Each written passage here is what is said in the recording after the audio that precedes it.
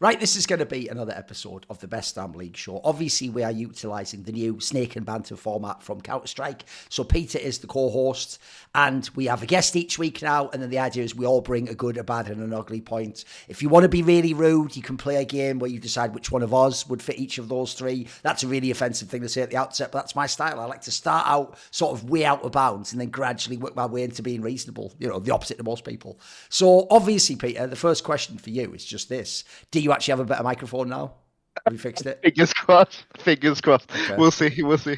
Because here's the thing, it does sound better, I will say. It's a lot more clear. It doesn't sound like muffled in the background, that jazz. But I also have a theory, I told you just before the show, which is it might just be the case at this point in time that your voice just sounds like that. Maybe it's actually transmitting in pure crystal clarity. Maybe you just have a slightly tinny voice, you know. I don't know. Yeah, you know, it sounds like there's interference whenever I'm saying it here. Yeah. I mean, I would say if I have talked to some of your players, they would say sometimes they would hear like sort of a dull whining sound behind them while they were playing. But they just thought it was, you know, one of the PC fans was just, you know, clogged up with dirt or something. Anyway, our guest for this episode is obviously Sheepy, who if people will remember, basically forever been in Unicorns of Love. He was back in the day, just the coach, bringing up all those players that you know and love that came into the other teams in the LEC. Also, I don't know if this is why he's doing this like rebrand now. It's like hair, where he's actually had like a midlife crisis or something, because he is obviously, now they are called Unicorns of Love Sexy Edition, which is weird because that's almost like an anachronism. Surely that should have been when like Remain was there or something, you know? Like what's it the sexy edition? It sounds cool, but why is it the sexy edition? What's that mean? I mean, there's still the option that the main Unicorns of Love returns back to the LEC. Wow. So the last years, we were like thinking, okay, let's keep the brand Sexy Edition for our secondary team. Okay. But yeah, you know. Might be a bit of a dream now, but yeah, I see what you mean. It was a cool idea. Yeah, okay. Yeah. And actually, for people who don't know, I'll tell you one thing we could briefly touch on before we start is it's funny to me that now we have all this like fanfare about Carmine Corp and Mad Lion / Movistar Coin. Oh, look at these fans. Look at the right. Bro, I have to say, even though Fnatic and G2 and SK were these giant orgs, the first one that actually started that was Unicorns of Love. Like it was you guys in Remain. Like you guys actually did have like legit weird like fan. Like you had like a cult following even when the team wasn't number one, right? Yeah, we had the first official fan base, like registered fan base in the entire world in esports. So that was really amazing. And then we had Roma, obviously. We did like really crazy stuff outside of the game with like cheerleaders we had at the gaming thing. Like all of our hair was dyed pink at one of the days. Like we did everything fucking crazy. And then obviously inside the game we played everything like Nard jungle, Shaco jungle, Kale jungle, like anything. Bro, do you know how much it used to trigger Monty back then? Because you used to actually be one of the running jokes of Summoning Insight, which is Monty obviously likes pure Korean macro where, you know, you don't do anything wrong ever. And then your team, he couldn't handle when that thing like Chaos style was dubbed, like it broke him because he just didn't believe it was a thing. But it kind of was a thing, right? You were trying to play to variants, right? Yeah, it was really amazing. Seeing him struggle with our picks and be like, oh yeah, this is going probably mid lane. No, it is jungle. That cannot work. And then we won the games and he's like, fuck those guys, you know, nothing makes sense. Exactly, TF jungle. Love it. Love the TF jungle. Okay, so obviously on this show, we always let the guest bring the first good point, you know, to have some positivity on a Thorin show. Then we do the bad point in the middle. So what good point are we bringing, Sheepy? What's good at the moment? I really loved Mikyx transition to Fnatic, and I love everything about it. I'm happy that it's working. I'm happy for Mickey. I think that this guy is the best support we have in the league. He's super smart. I've talked with him a couple of times as well. I actually helped him to play a little piano and taught him this and got to know him a bit. And he's I think he's very thoughtful. And when you're talking about champions, it feels like he's always like hitting the essence of it. And he's always down for creativity. So you also talked a little bit about them, about Fnatic and about every team, Peter, in your Twitter posts, and I think it was like really spot on. And everything just fits. I think Mickey is the perfect fit for Fnatic, and one of the biggest reasons, I think the biggest reason from this roster that they're doing now so well, feels like he's always finding a good angle and making this team like very dangerous and explosive compared to like without him. Yeah, I fully agree with this point. I mean, I think Fnatic are really dangerous right now. I think their jungle supports are crazy. One thing I notice is that there's a bit of narrative around Mickey that he, you know, only since the last 5 years he's kind of had this thing where he's made his AD carries look a lot better. I will say that even going back, like people forget, even in 2016, the Wonder, Senkooks, Kobe, Mickey roster, people used to say about Kobe that he had a weak laning phase. Actually, the 1 year he didn't have a weak laning phase was the year he played with Mikyx, because they were really, really, they were getting 2v2 kills like everywhere. You know, they were, as a duo, I think they were a bit quiet, both inside and outside the game. But mechanically, like, this is a guy who'll just make every AD carry, even since a rookie who comes into the league, he'll make him a laning god. He'll like create all that space in the team fight. But from what I've heard about him, he's a guy that like he likes a positive team environment, and he likes people to be happy and people to be close and friendly. And I think, you know, Grabs is helping Fnatic do that. And you know, you've seen all these rumors behind the scenes over whether Fnatic has been the right org to describe as like a family, you know, in the past, but definitely they're managing it this season. So yeah, it's been great to see. From everything that I've heard behind the scenes, he's a great guy to work with as well. So, you know. Yeah, this is actually something I was trying to point out to people recently, is people almost made it in a lot of these teams, because understandably you tend to make like the carries, the stars of teams, and they're the ones who get all the kills, and so the fans think they're the best ones. And the fucking role, unfortunately, is called support. It's actually not a very appropriate name in the modern day. We have all the gold and you go on the map. It should probably be called something like, I don't know, like lane jungler or something like that. That actually could probably be a better term. But when you say support, it sounds like you're just the fucking butler. You're Alfred and he's Batman. Like you don't even get to be Robin in this analogy, you know. So I do think people actually have it backwards. If you actually go back in history, I start looking at his AD carries going, bro, you played with Mikyx. Like, I even think that works for Perks, by the way. I've never seen fucking Perks play with any other support player. Like, let's pop him in with some average LEC support and see how he would have done. You go back, you keep going back. They've pretty much all played. By the way, Hans Samad is absolute career peak playing with this guy. This is the person everyone was raving about before. He never looked as good as he did with Mikyx. So I like, if you don't know Sheepy, one of my failings or strengths, depending on how you enjoy it, is I like dad jokes that are just like shit jokes. Nice. But because I tell you they're shit, it makes them work okay. So the problem with Mikyx, obviously, is when you have him, he's been kicked out a lot. Dude, he's been kicked out of G2 twice. He's been let go from a bunch of teams. Splice didn't even know what they had back then. Everyone could see some talent, but they always find some reason. Like, they don't quite see what he fully does in the game. And that's the problem. It's that classic grass is greener, right? So what happens is, when you have Mickey, it's like that saying, you don't know what you have till it's gone, right? Because he's your Mikyx. See what I did there? So Wow. it's only after you've gone to someone else. Holy moly. Well done. I love it. But that's there's sort of a real point there. I actually do think G2 themselves are discovering that now, because here's what's funny. If you went back roll for roll last year, there's been splits where I would have said Labrov actually looked better than Mikyx. Like, he looked like, by the way, even on like Hook champions and Engage champions, like, you could have thought in your brain, I could totally see why like Hans Samra or G2 might think, hey, get this guy instead. Like, it worked. But the problem I have is this.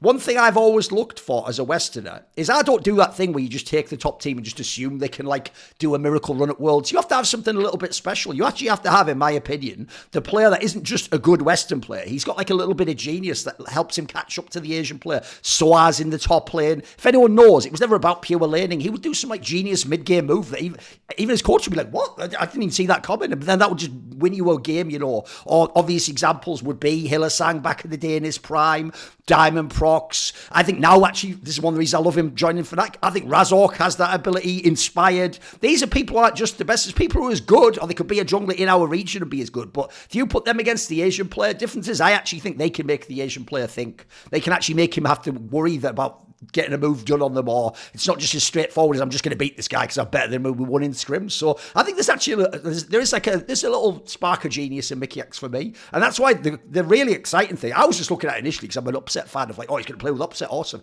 No, it's actually the Razork Mikyx synergy that looks OP as fuck right now. Like, I can't wait to see that internationally. That sounds like that could be amazing, mate. Think about how many times in the West we've had the amazing jungler with the all right support, the amazing support, it's just an okay. We've almost never had these combos. Like, this is one of those ones somehow we don't tend to get. So I think that combo is so exciting. I'm sure from a coaching perspective, you guys can speak to this. You can do so much more when you have players like this, right? As opposed to just a good player who fits the stereotype of the role, right?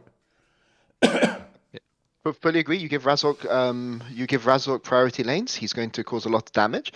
But I guess kind of my question, which I go and ask to you, Sheepy, and to you, Thorin, is: are Fnatic just going to walk to the title this split? I think the question would be who can contest them. Yeah, like, exactly. I don't think G2 has a good chance. I think they look very disjointed, and it will come later to my point, but I think that overall, it doesn't seem like there's consistency in this team. And yeah, I don't see any of the other teams playing as good as Fnatic. And honestly, all the players on Fnatic, I think, are like obviously very good mechanically, but I think they also understand the game on a very deep level. Like Mickey understands what every role is supposed to do, and then when he's talking with his jungler and they have like the discussions about it, I think just yeah, in the end there will always be something coming out of it that's like very difficult to counter. So whenever I see trade patterns from like either of the players, like they're just making so rarely mistakes, and they're bouncing off of each other so well. So yeah, if I have to call it, I would give it to Fnatic like 60%. Sure, makes sense. I mean, one of the reasons, actually, I think even for narrative, it's actually clever that they have Grabs as their coach is the whole thing about Fearless is you're definitely all going to get flamed for your drafts because you're doing drafts you can't actually know that you're going to do at times in game 3 or especially game 5. Are you kidding me? Like, that's going to be ridiculous. Like, no coach on human earth could ever do the floor chart that goes like that. Because if you think, guys, if people don't know, if you've never tried like figuring out how many permutations are possible within like a set, if you don't know how statistics works, it's a lot for like what doesn't seem like that many because it's every possible combination. So even though back in the day you could do a floor chart because there's about 4 champions a mid laner would pick, in the Fearless draft it is going to get really crazy if you get to like a game 5. It's going to be like like remember you'd have to not only think what your floor chart would be, but what they might do that then throws the entire rest of the series off. That's the part I think people still haven't thought about with Fearless. People think it's just you get different champions each time. It's like no, that then adds even a tactical element where people could do something like ban you, pick your best champion first, fuck their draft, but then you never have it for the rest of the series. So that's one of the reasons why I actually look at it. And even though like certainly everyone's excited what will Dylan Falco do in that draft, he could do so much. Obviously he's a brilliant guy, he's got mega players. I actually think the talent level will actually shine through on a lot of them because I think you'll get a lot of scuffed drafts and players. The players in Fnatic all look mega right now, mates. Almost everyone's like fitting into their role. Like even people, like I've been fairly skeptical of Oscar. He's fine in this team, mate. He's totally fine. Humanoid does look actually like re-inspired to play the game bizarrely. Everyone always says like this guy is just a mystery to people. He's like a wild Mustang. No one can tame him. No one knows like does he care now? Does he not? Is he motivated? Well, it seems like it doesn't matter at the moment. He's switched on. And I also get, even though this is something that's overplayed in teams that aren't that good, they actually genuinely look like they have fun playing League and wrecking all these teams, bro. Like that's not like they're just pros. Like oh yeah. See after the game, they look like they're fucking. I can see why there was all that hype in scrims. Like this team looks like the team that's been winning the whole time since they got the lineup together. And so yeah, I think they're the team that wins the title, mate. The key thing for me is if G2 had kept enough of their pieces, I'd just give them it by default until someone like knocked them off. But actually, this doesn't feel like G2 so far. It does feel like a new team. And they're clearly, if you look at the pickup, they're clearly not just putting Skewbond in like when they brought the Ike in. Like, right, you just do like limited things here and we'll like... They're bringing him in like you're supposed to be the best jungler in the world, mate. Like, just go fucking crazy. So I think they've actually got a lot of pressure in G2, mate. I think they're playing it off now like, oh, we're getting back into it. People are trash talk. I think they have a lot of pressure on that squad, actually. They're supposed to win. And also, you look silly if you lose to Mikyx. That ain't good luck. Yeah, I agree. I think with Fnatic, you have to break their jungle support, right? And I think that there's only 2 teams in the league that can do this. One which is Koi, who managed to get the win, right? Because Alvaro and Illuria, like for all the distractions, you know, about JoJo and things like this, like the core of that team is Alvaro, Illuria playing together in the early game, so they can on a good day contest. And there's one other team which I'll talk about when it's my time for my good point. But yeah, I think that there's 2 teams that I think could beat Fnatic in a best of 3, but I don't think it's easy. And I agree with Sheepy that I think it's like 65, 70, maybe even higher, maybe like 70%. Like this team will go, assuming the new patch doesn't completely wreck everything, which I don't think it will. But let's see. Let's do it then. Let's do your good point. What is it going to be? Okay. Peter? So my good point's a little bit spicy, which is I think Vitality are really, really good right now, and I think that they are at worst the top 4 team in the league. Fucking hell, okay. So I've actually got the receipts for this because I didn't think I could afford to make such a spicy point without coming in prepared. So the thing about Vitality is that they're 5th right now. They lost to the 4 teams ahead of them: Fnatic, G2, Koi, and KC. And they beat the rest, right? So they're like a classic beat the bottom team, beat the top. Beat the bottom team, lose to the top team. So the problem that Vitality have, and I'll be interested in hearing what you have to say about the Sheepy, is that Hylissang has had a very, very mixed split. And basically, if you look at the Vitality games, I think Hylissang is the type of player playing the way that he does that is going to look pretty rough in a best of one single round robin format. Because every time he has a bad game or he overextends or he does something crazy, it's going to lose the game, and that's just like a full black mark, right, on your record. Whereas in like a best of 3 or best of 5 format, he's going to be shielded a bit from this, right? So he's a guy that's going to look a bit better in these best of 3s. But if you kind of look at what Vitality, the losses Vitality have against Fnatic and KC, is kind of on him. Like the Fnatic game is the game where he went like 0-5 or something like in the first 10 minutes of the game because he was literally having a bit of a rough game. But against KC, he had like a really, really good laning phase. Kazi had like 5 kills or something, and he just went for these overextended engages like multiple times. Like Vitality were 4k up against KC. They should have won that game easily.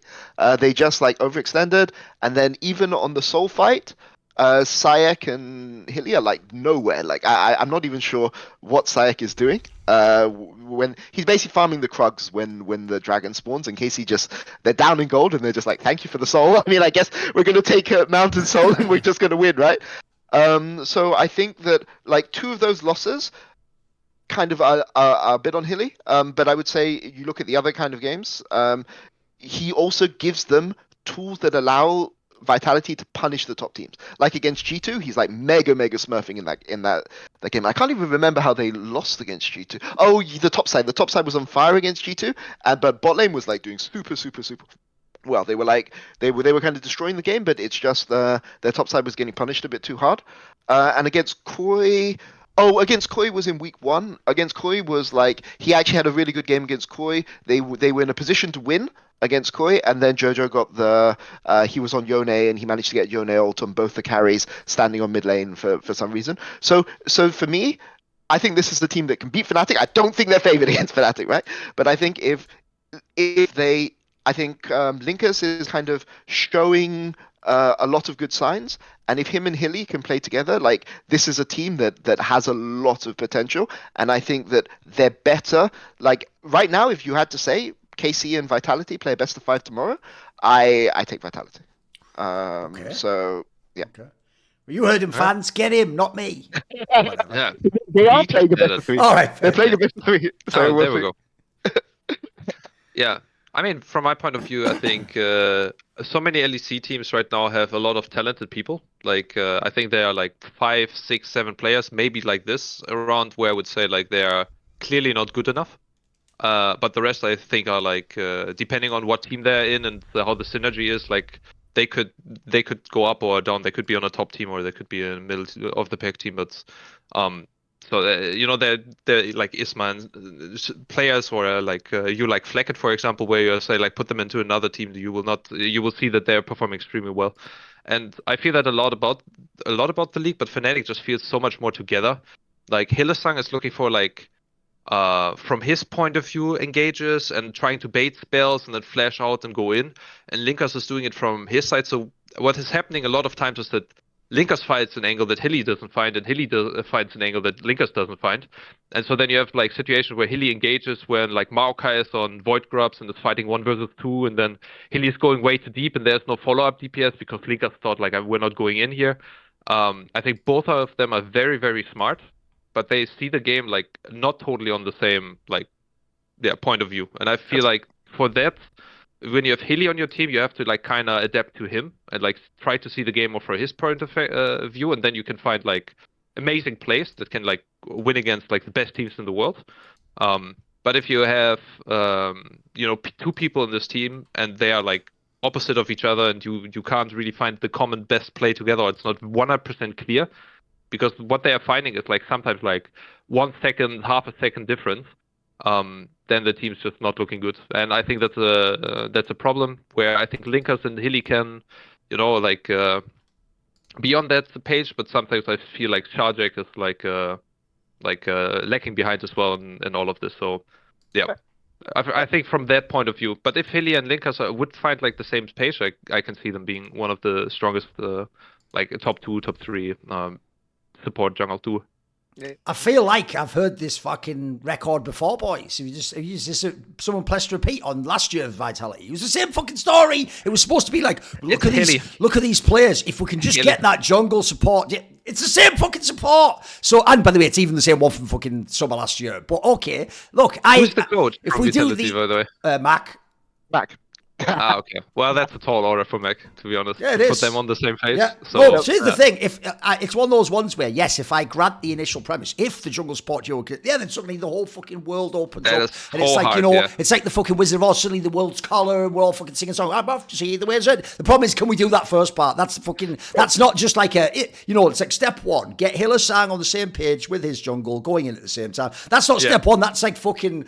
That in itself expands into a giant plan like this, 700 parts. 25 over, yeah, exactly. So if you could do that, by the way, don't worry, we'll all give Mac insane fucking props. Yeah. And he will be the Hylissang Whisperer, the only person who can ever figure out what this guy wants to do. The second. Because by the way, I do second so. Oh, yeah, true. Second, but the problem I have is this: I do think that the theory is sound, right? Which is.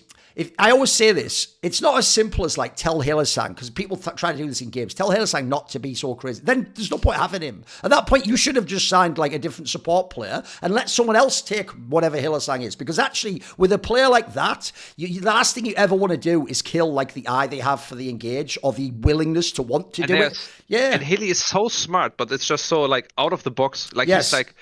Yeah, and this guy's positioning here behind the wall, and he doesn't have flash, and his W is like 3 seconds up, and we have Cassiopeia with flash ulti, and so we can win this 3 versus 4 because he's also walking bot side. I'm on pink ward, and I have red trinket. If they chase me, I have flash there, and then as the pieces are coming together, you're like, yeah, actually, it sounds like a pretty good plan, but like, no fucking way I'm seeing that in like 2 seconds when you're just like, we can go. Like, then, it's not working.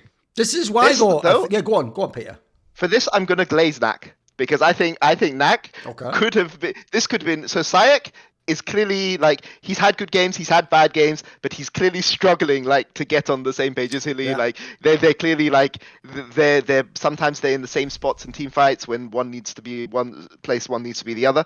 But what I will say is Knack has adapted really, really well. And whether it's a good synergy issue, whether it's they're gaining a lot of scrims, maybe they're talking outside the game, but he looks like he looks like an LEC ready player, like right now. And sure, he still runs it in laning phase like he did a bit in ERLs, but like his team fighting on this team, he is the one that I think that makes this team really, really scary. Because Sayak is still adapting. Linkus was a very when he was in ERLs, he was good mechanically, but he was more the kind of thoughtful, like a stronger mechanic version of like not super explosive or something. Exactly. Smart around what he wants to do, and then it like kind of grinds down the enemy. Yeah. That's the problem. That's the problem, though. But I'll just say, I'll just finish the point. Like I feel like Knack, I think gives this team a lot of potential, and I think the main thing, because KC Vitality is going to be the series. I think the main thing that's going to decide the series. I feel like Vitality are more like comfortable. They're almost like on the same page. The problem is obviously like Vladdy and Kalista play really, really well, and obviously Sayak is going to have to match Vladdy, who I think is probably the second best mid in the league right now. So we'll have to see that, but I think that it's really Knack, and if Knack was playing like a normal rookie, like Skewmond or Paris or some of these other guys I'm sure we'll talk about later, like I think that Vitality wouldn't look as good as they are. But because he's adapted so fast, they have. So yeah, Knack has played great. Yeah. What you're saying there, though, is why I actually am a little bit skeptical, though, Peter, because the problem is I don't want the jungler in this scenario to go, right, wait, like, is this the correct situation? What are the pros and cons? You had to go in, mate. Like, in this scenario, since Peter's a new father, I'll give him actually, like, the analogy. You have to have the, like, crazy dad sixth sense that you see in all those clips on, like, social media. You know, where the kid's just walking along, and then you have to suddenly, whoa, like, grab it before it goes off a cliff. That's what fucking Hylissang's like. But you have to, because what you have to do is this, you have to understand. He's going to put himself into danger. You're going to go in and save him and extract him. And that's how it's going to work. Because actually, I'll tell you an underrated part, if they ever do get this synergy together, which will make it go from being terrible to really good, is, bro, right now, other teams love the idea that Hylissang just goes in by himself and sometimes they just catch him and get a free kill, or they give away like the tempo on the map or something. If instead everyone synergizes with him and goes in, you'll get scenarios where they'll think they've caught him, and actually the joke is like, it's like fucking Rorschach, like he's trapped in there with them, isn't it? Like he's he wanted you to all come in and have a fight there because, by the way, one of the most underrated things in league history, they actually had to change the game to stimulate growth like this, is you do get metas where people do think, right, well, we're in control now and we have the next objective set, so we're not going to fight. We're just going to choose not to fight. And actually, I think teams got way better in league at doing that. Way back in the day, I mean, the joke is LCS teams still fight, but they would always, no matter if you coached them, don't do it like play out, you don't have to fight, you can barra dance and go. They would always fucking engage in the fight because it's fun to fight. But I think in the modern day, people sometimes do, actually, when you have the advantage, it can be really hard to break that or force them from behind to have a move that you can do in the game. And I always thought Hylissang was the best at that. He's the guy where if you want to just make people have some crazy skirmish out of nowhere at the end of the game that could give you like a chance to get back in the game, this is the ultimate one. Because they have a term in French Counter-Strike, right, for the type of player that they just send in first every time. They literally call them the meat. You're just like the meat that they throw out there, so the hyenas attack it, and then we all come in and like attack and kill the hyenas with the spears and stuff, you know. Like, that's what you can do with Hylissang. So by the way, I'll bring it all full circle. He wants to do that. This is actually his preferred way of playing. And before anyone tells me, because you've all played solo queue, oh, I know loads of supports like that. You don't know any pro supports like that, by the way. Pro supports do not want to be the person who goes, flashes in, gets jumped on by 3 people, deleted, and then everyone on Reddit tells them they're a cretin who doesn't know League of Legends and is gold or something. Like, that's really hard to get. That's why I say that if you have a Mustang like that, you don't want to break it and have it just be a show pony, mate. You want to be able to ride it, but you still want it to be a Mustang. You want it to be wild and have that fucking energy and vitality for lean off. Very good. But he has to actually not it. Like, they are, like, I don't want to be an apologist too much. Like, I'm saying he gives them opportunity to win. But there have been, like, 2 games. Yeah. And arguably 3 games, because the BDS game, they still won when he was Inti. But he's been Inti, like, won 3 out of 9 games. So, like, yeah. But if things go together, they have a chance. Right? I'll give you one other reason why as well. I will continue to say, even though I used to be a skeptic of his play, to be fair, he changed his play. Bro, Kazi is like the sleeper most OP player in the entire region for about 4 years now. Because the problem is he's now been on a couple of teams where, because his support ints or the team just doesn't have synergy, ADC is the most lonely role ever if you are actually 1v9 in a game. It's just shit in the modern day. Like, you don't get a chance to play the game. The amount of games I see with even the losses they have, where it's like, he just played really fucking well. Like, he spaced this fight great. He got his target selection was good. He did all right in lane in a matchup that doesn't make sense. Like, the guy just fucking, he's actually got, funny, if he used to be considered super inconsistent, isn't he just consistently really good now? He's just a really good fucking ADC player as far as I can tell. So I actually think if the team ever comes together, people are going to remember this guy's one of the best in the league. I actually think it's also crazy, by the way, that he's just been so loyal to Vitality. There's plenty of players like that. You could have tried and force your way to fucking Fnatic or something, mate. I'm sure it would have been on the table, like the sort of player that you'd want. So I'm kind of amazed everyone sleeps on this guy. I think he's still mega. I think he's still the shit, mate. Yeah, I think it comes to my point about the ugly more, but I think generally speaking, like a lot of 80s are strong.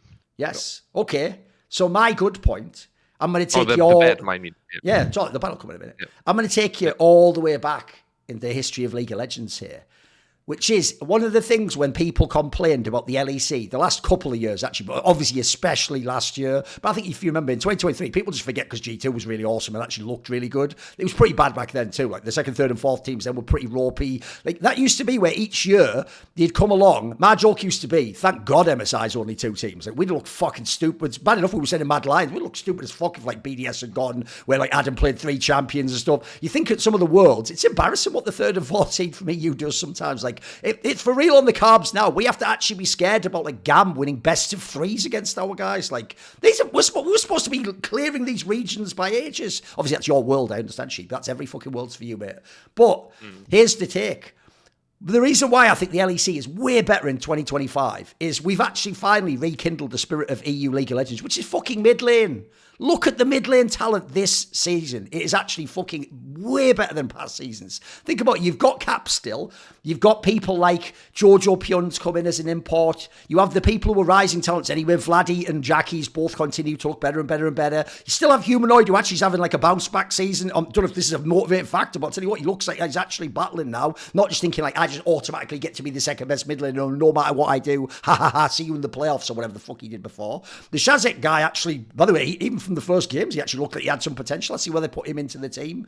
Nuke, Might not be my favourite player, but mate, if he's going to be like the 6th best or 7th best mid laner, then we've got a pretty good fucking league. Like, you can definitely play a consistent style of mid lane. It's proven you can win most of your games with him. You probably won't beat Chovy, but then again, we don't need that. By the way, in the region, if he isn't in the best team, he could just be someone competing and holding up the level of the region. And the last guy is Camilo, who we talked about in the last episode. Yeah, that's obviously a crazy reach, because that is like someone, whoever picked him up thinks they just are Arsene Wenger. It's like, you picked a guy up out of LFL Division 2, like, bro, you think you're like Arsene Wenger finding like fucking George Weah in like fucking some league in the middle of nowhere in Africa? Like, you can't. Listen, maybe that works out. Right now, I told you last episode, I think that's a really hard task for that guy. He's having to just go from levels like this. It's crazy. So I don't know if he's going to make it, but he could be the worst LEC mid. That's not even that much of a diss anymore. And by the way, Larson has not played well, but he's still Larson.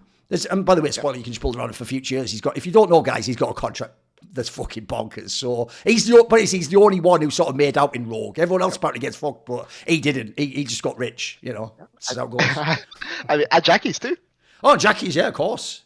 Yeah, I mean, what do you think then, boys? Like this, remember the days of the EULCS, Sheepy? This is what we always used to be able to pride ourselves on. NA could say we have this tip. Bro, where's your mid laners? The joke is our mid laners were their mid laners. They had Bjergs and Jensen, like, you know, it's a fucking joke. Like, at mid lane used to be fucking, it's like the Hall of Fame when you go down the EU mid laners. Nuke, Doc, Perks, Caps, Froggen, Expect. It's like fucking Sesame Street. You know all these names. I think the new breed, we've got a really good mid lane class again, mate. It's legit.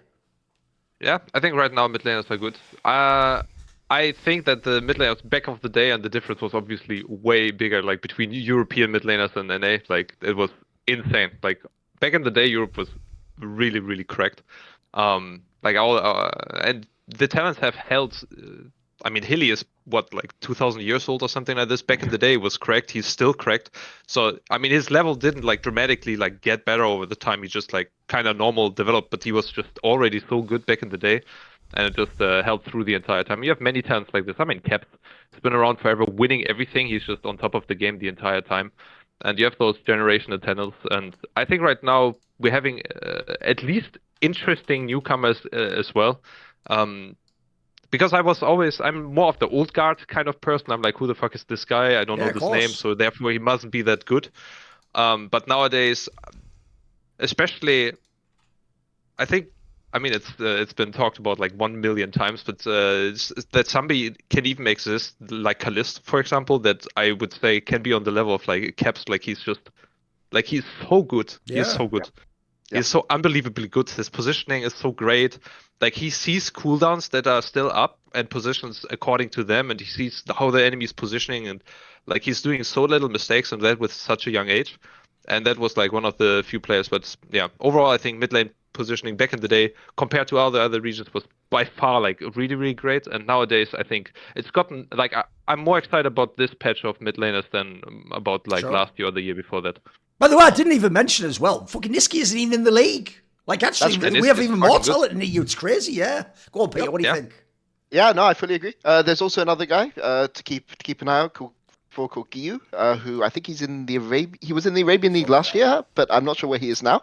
But there's only you would be watching the Arabian League, Peter. Yeah. Fuck it. Sure. There's Nemesis, by the way. Yeah, true. Nemesis. Leader's still out there. There's still people. Yeah, sure. Some talent. Yeah. Yeah. Actually, he's going to be playing at EU Masters this year, Nemesis. No, that will be fun. Like, watching people that are really hyped to the ERL level, people like Serin, people like Giyu, play against Nemesis, who, you know, he enjoys his streaming a lot, but he definitely has the hands, right? Oh, sure. It's good crucible, right, to test if you are ready for the next step up. But yeah, no, I definitely agree. I really, really like this crop of mid laners. I think that they're not afraid to look stupid. And I think that is... And we can see that. No, yes, we can see that. Like, I will say, watching Jojo die 1v1 in lane to Camelu, or like Jackie's like die 1-on-1 to Camelu, or like Camelu die 1-on-1 to Caps when he in the side lane, like in the most like embarrassing way possible. Like, those things are really, really dumb, but they're kind of like ego checks, right? Like Jojo is TPing in, like on the middle of the wave, because he thinks I'm gonna go kill you, and sure, if it doesn't work, I'm gonna look like an idiot, right? Yeah, he So does it all the time, but Yeah. at least he gets the DPS off sometimes, and Yeah. like I've seen a TP into like 3 people and still get a kill. Like Yeah. they're not afraid, and I'm really like I'm more for that kind of League of Legends. I'm more on the Hillesang side of League of Legends, where I mean when we played Unicorns of Love in LEC, like every week we brought out some new cheese. Like it was always, oh, the enemy picked this meta shit. What do they pick? Teemo jungle with double smite, and yeah, I'm way more down for people like taking 1v1s that they should be winning, even if it's like mechanically demanding, and then like if they fuck it up, then but at least they took the correct 1v1, and I like to see that.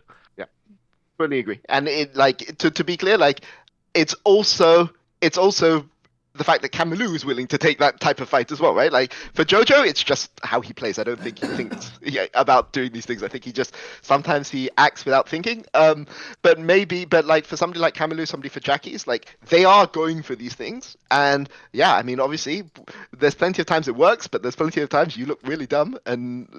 But good on them for going for it. It gives me a lot of enthusiasm for this year, for going international. I think only one team goes international this split, For right? first stand, And yes, then only champion. Yeah, and then the next 2 splits are the next 2. So hopefully, like for all my talk about Fnatic can be beaten, of the teams I'm seeing in the LEC, and I'm sure we'll talk about your.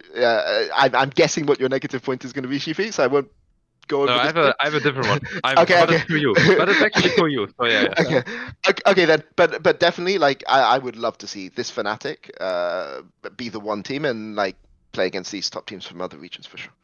Well, you know what? You can't always necessarily improve the quality of Peter's mic, but you could improve the quality of your headphones and listen to them. So here are the Raycon everyday earbuds, which I can tell you actually are excellent. Like for the price point, they're really good. Like they're half as much as a lot of the other brands are. But more importantly, normally at that price point, you do not actually get good noise cancellation. And their active noise cancellation is actually excellent. And I can tell you, it's not just, but by the way, if you are anyone in the esports industry, buy some anyway, because when you go on planes, noise cancelling is like the biggest quality of life upgrades you could ever give yourself. For real, it cuts out the engine completely of the plane. It can even do things like, look, it's not perfect, but it can get most of the baby crying out in the background, and you really can just be in your own world. Also, that's actually where the earbud part's really good, because overhead headphones, they can be awkward, they can move around, etc. These go in your ears already, by the way. When it goes in your ears, it's almost like a suction effect, and you get a little bit of noise dampening anyway. So then when you turn the cancel on, it's excellent. They've also got a really, really good battery life. That's one of the things that if you're a boomer like me, you aren't aware has actually changed about technology. The 32-hour battery life is insane. Like I wasn't even aware you could go over about like 20 or something on headphones. Like I figured that you'd have to charge like anything. Like also charging is the other thing. Is battery tech in general is insane now. So 10 minutes if you use the quick charge gives you 90 minutes of battery. So I always tell people you don't even have the old problem of like, look, I'll say Walkman, but I obviously mean the CD one, or not, fuck it, I mean an MP3 one, guy. I'm so far behind, whatever. When you had the old tech back in the days, the worst thing ever is when you forget to charge it the night before, then you get up to go out and you're like, oh fuck, it's going to run out in 5 minutes. If you just have 10 minutes still before you leave the house, you can get 90 minutes to go and commute to work, go to the gym, go to wherever you're going to. Also, they have loads of different colours of different types. I just obviously choose black because that's just how I am. Also, it's the colour of my soul, whatever, insert all the jokes, but you can actually choose other colours if you want to express your vibrant nature into this world. And they obviously, you can use them for everything. You can use them to play games. You can use it on your mobile devices. You can use it to listen to this talk show. They're obviously wireless. You can go in the other room and be cooking up some, I don't know, mincemeat or something. I don't even know. I was trying to do some bratwurst, whatever. Is that even what they eat anymore? It's the stereotype, mate. Oh, bratwurst with curry sauce and then chips on the side. They call them fries, whatever.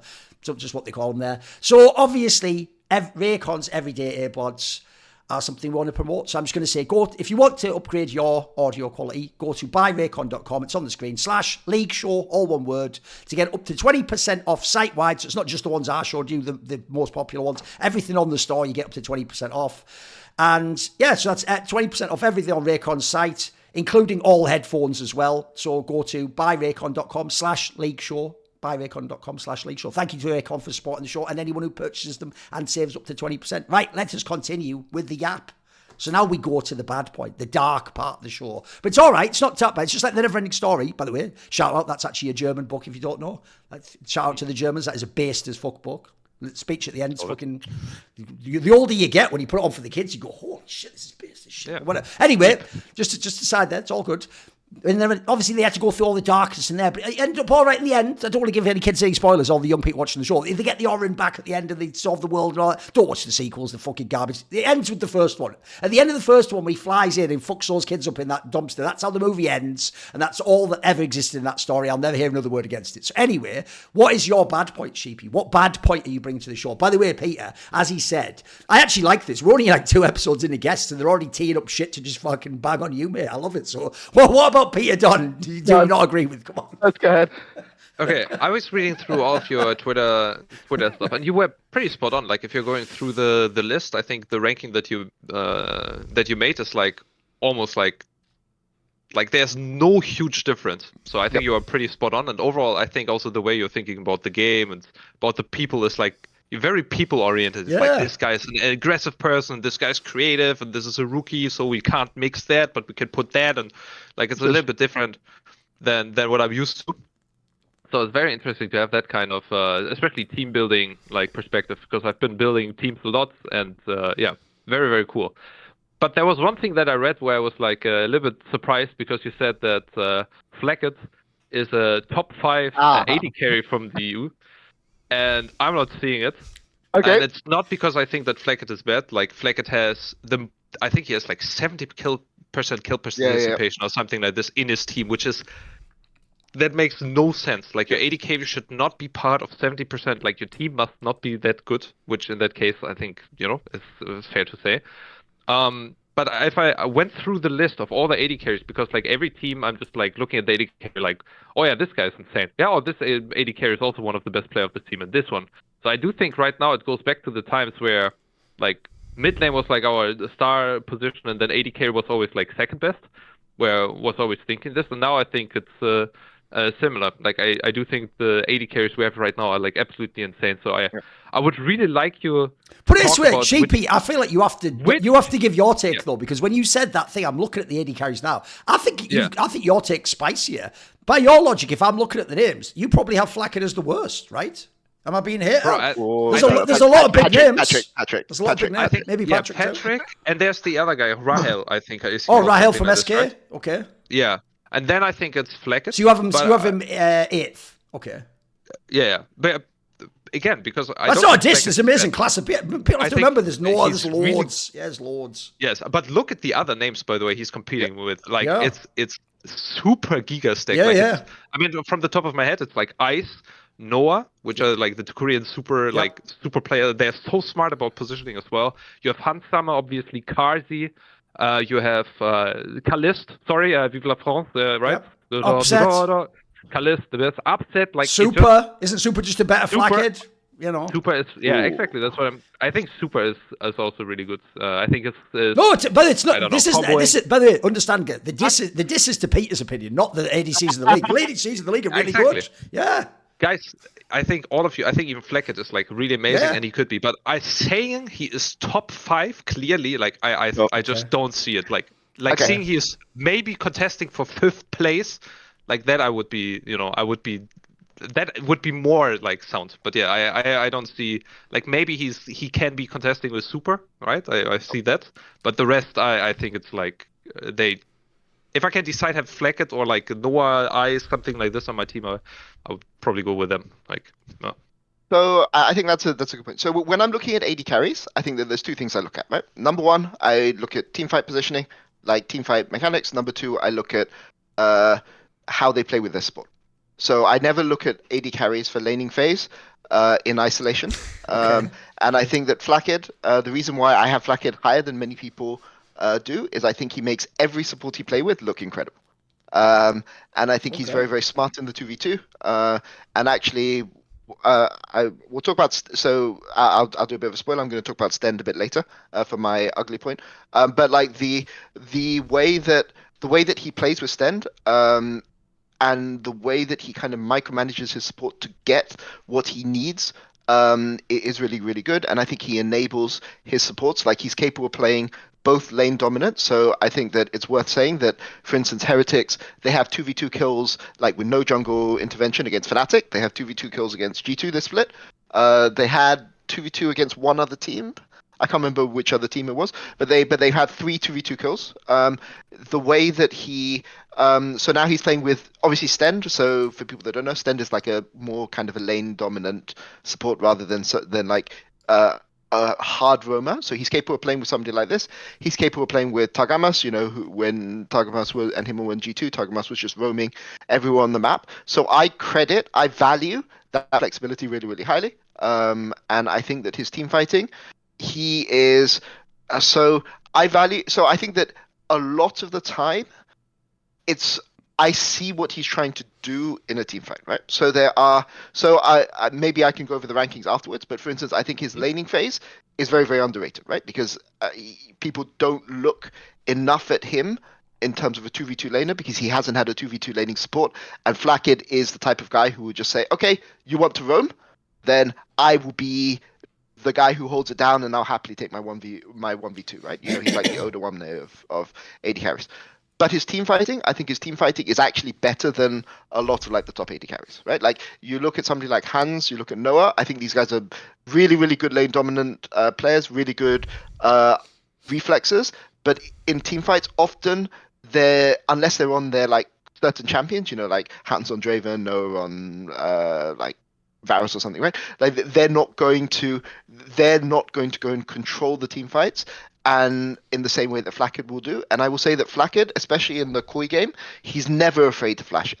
He's never afraid to flash in to go and get the fight. And I think a lot of the reasons why Heretics managed to get that win against Koi is the fact that he knows his enemy AD carries on Ezreal, he's on Draven, and he's just like flashing on Super's face, like in multiple fights. He's just like, okay, I'm just gonna, like, if you're gonna try to poke me, I'm just gonna flash at you. And I value that really, really highly for Flakked. If you ask me to put a list, right now, I would say that Kazi, I'd say Upset, I would say Kalista, maybe? Kalista for sure. Like those three are like Top 3. untouchable, right? Like those three are untouchable. And then I think you kind of have what I call a soup that has like Noah, it has Hans in it, it has Ice in it, it has Flakked in it, and then it has Super in it, right? And it's kind of where you would rank those guys, and I would rank Flakked towards the top of that soup, right? Like, but to be clear, I don't think he is Upset Kalist Kazi right now. But I do think he's, like, if you go and say, has he been more consistent than Noah? Yes. Has he been more consistent than Hans? Debatable, but Hans has a different skill set, right? Like Hans is more laning phase. Is he more consistent than Super? Probably not, although Super had a bit of a rough week this week. So yes, I say maybe I'll put him fifth. Put Super fourth. And then obviously there's top 3. There's a gap between Kalista, Upset, and yeah. But I think he's better than Ice, for instance, this split. Yeah. Do you have any pushback, Sheepy? You want to push back on that? I think that Noah. I think that the rest of your points were really good, so I can really recommend people reading through this. So, for example, you said good. the other points, like where you said, for example, Noah. Not what you said right now, but in your post. I mean, right now the points are fine too. But that Noah is not somebody who is like the first one to go in a fight, or like being exactly on the time. Like he's always like 1 second late, or he's like 1 second away, because he's not confident that he can shot call the team to see this opening that he's seeing. So he's just kind of waiting for someone to start the fight, or like it has to be a very like it has to scream in his face the opportunity for him to actually take it and like risk that he's dying as an AD carry. But in team fights, him and June are playing absolutely fucking insane. Like June and like the E flash on ultimate on Ice and team fights, and then I mean the series I think was really good between those two, like Noah and Ice. How Ice is trying to like space the Gragas flash E ultimate, and I think Noah's mechanics are really fucking insane. Like obviously all the mechanics from the AD carries are pretty good, but I think he has better mechanics probably than Flakked. But I've not seen Flakked like playing like certain like situations, I've seen more Noah, just because I mean, Noah's been more in the limelight of things. So I can see your points. Overall, I think that if you had like if you would coach like the timing factor and like so on, then I would put Noah like clearly above, and like even Ice, because they are just they're aware in teamfight situation how to do. But yeah, it doesn't feel like they're forming teams that they are in like to do exactly this one thing. Maybe Flakked is doing that better then. So yeah. Yeah, that's my take. I mean, I agree. I think that there's. I'm prepared to like. I'm just valuing something different, right? And to me, like I think Flakked, if he is as good as you as an AD carry, he's not hesitant to flash in. But if he's not as good as you, he's not. He's not afraid to go like Seraphine or Ziggs. He doesn't feel the ego to beat you. It's like if I don't need to beat you, you know. I just if I think I'm as good as you or better than you, I'm just gonna go Draven or Lucian or whatever. But if I'm playing against somebody who can punish me in these ways, I'm not afraid to go poke Varus. I'll go Seraphine. I'll go Ziggs. You know, I'll like go into the champion pool. Whereas I think a lot of AD carries are sometimes a bit hesitant. Like it's an ego thing, right? I've got to beat you on my Caitlyn or my Killister, or something like this. Yeah, like I've got to go and do it, and I'm not. I think the big thing about Flakked is he doesn't have that ego, right? Like he will just go with the off meta stuff. He will just play the weird shit, and he'd be like, sure. You know, maybe you think it's a cheesy way for me to win, but I still win, right? And that's something I value a lot in an game. I do appreciate. I'm also a peace appreciator. The problem is, this is where I've noticed whenever Peter does those public ones where he gives a ranking, he always gets 1 million reply guys who just like wreck him and just act like he knows nothing. The problem is, what they're not realizing is, it's like he explained there. Notice he didn't start and just go like, well, here's his mechanical ability, here's the matchups, he's the best. He started with things like how he fits into a team and what he allows other people to do in a team and how he'll play within himself, you know, and these are all things that as a coach, Peter, that's what he cares about in a player, etc. But the problem I have with this is, I know what Sheepy means. Oh, if you were picking players, Peter, yeah, you probably would put this guy 5th on your list of people you'd pick, right? Because you would fit him into a team. But that's where I think you're almost being a little bit cheeky with like the terminology of top X. Because here's the thing, you would pick him 5th, Peter, once you've already got like carry solos and a fucking, you know, and the jungler and the support that can roam. You wouldn't do it like if we were doing a draft right now of players and we only start with ADCs and we don't have any of the rest of the team built. If we're going down and we have a bunch of other people and they've already taken Upset and Callists and those names off the board, and then it comes to us 3, and the only people available in this equation are, I'm trying to think who you didn't put in there. Okay, we've only got Super, Ice, and Noah and Flakked, right? I don't think you're picking Flakked first out of those. Blind to start your franchise. And if you do, by the way, we're loving it. We're just fucking, maybe he's taking Noah, I'm taking Ice, you know, whatever angle. On that one, I think we win. And so this is one area I've always had a problem in League of Legends. Because I understand why coaches who see extra value, especially outside of just like the eye test on players, they want to give them their credit. But I actually have a theory that if you do like top X, or you say someone is the best at their role, it almost does imply like they're like one of the main reasons their team wins. So my problem is, I will give this guy 1,000,000 years credit for, you know, the term floor raiser. He's the opposite. He just maintains the floor. He makes it doesn't drop out. He'll play a consistent level. He'll never be bad. That's actually a very underrated quality, by the way, in like a tertiary carry as well. So the problem I have is, you'll know if you've watched my shows over the years, my favourite AD carries are never going to be Sneaky Castro and fucking Kobe, although I give him credit at the end of Astralis, he was pretty cracked. They're not my favourites. When you even said that line about like I judged them in lane off the thing, I judged them fucking entirely in lane, mate. I come from the school of and all my friends that are the ADCs are the ones where like you know how the mid laners still talk about if they're up 15 CS at this point. The AD carries are all about like whether I could kill him like before level 4, or you know like we forced his flash and look at this bitch was under the like the fan doesn't get that. They still look like it catches the wave. No, you don't understand like the ego of the ADC, the star ADC. They're fucking markers for what they think was a good game and the most ridiculous shit. It's all personal shit between them, like we're saying. It's stuff like in the matchup, you went even in lane. He's like, yeah, that's his best matchup, and we took it into him just to say like, look, you can't do shit against us. And you're like, what? You're not even playing League. You're playing some fucking weird like side quest in the game at this point. But they are like that. Flakked isn't doing any of that. I'll give you that, Peter. But the problem is, he's also not the Uzi eye of fucking EU, is he? So even though some of these other people are a bit more raw, and maybe I agree with you, the Noah guy, obviously, it's clearly, by the way, he's a little bit scared for an ADC. But the point is, if I have the other players, he's going to carry certain scenarios better. Although I'll say, I do think Flakked is underrated in team fights. If he can get to a team fight, he is actually pretty good. I will say that maybe the big disadvantage you can say is Flakked never has these dramas about other people. Like all the other AD carries will like they're willing to go 2v2. Right. Yeah, but he will never like start a drama with anybody. Right. He'll never make it an ego thing. And you know the other guys like trying to ego him, and he's just like That's why he's low on my list. That's why he's low on the list. Exactly. I need that drama. No, I'm just kidding.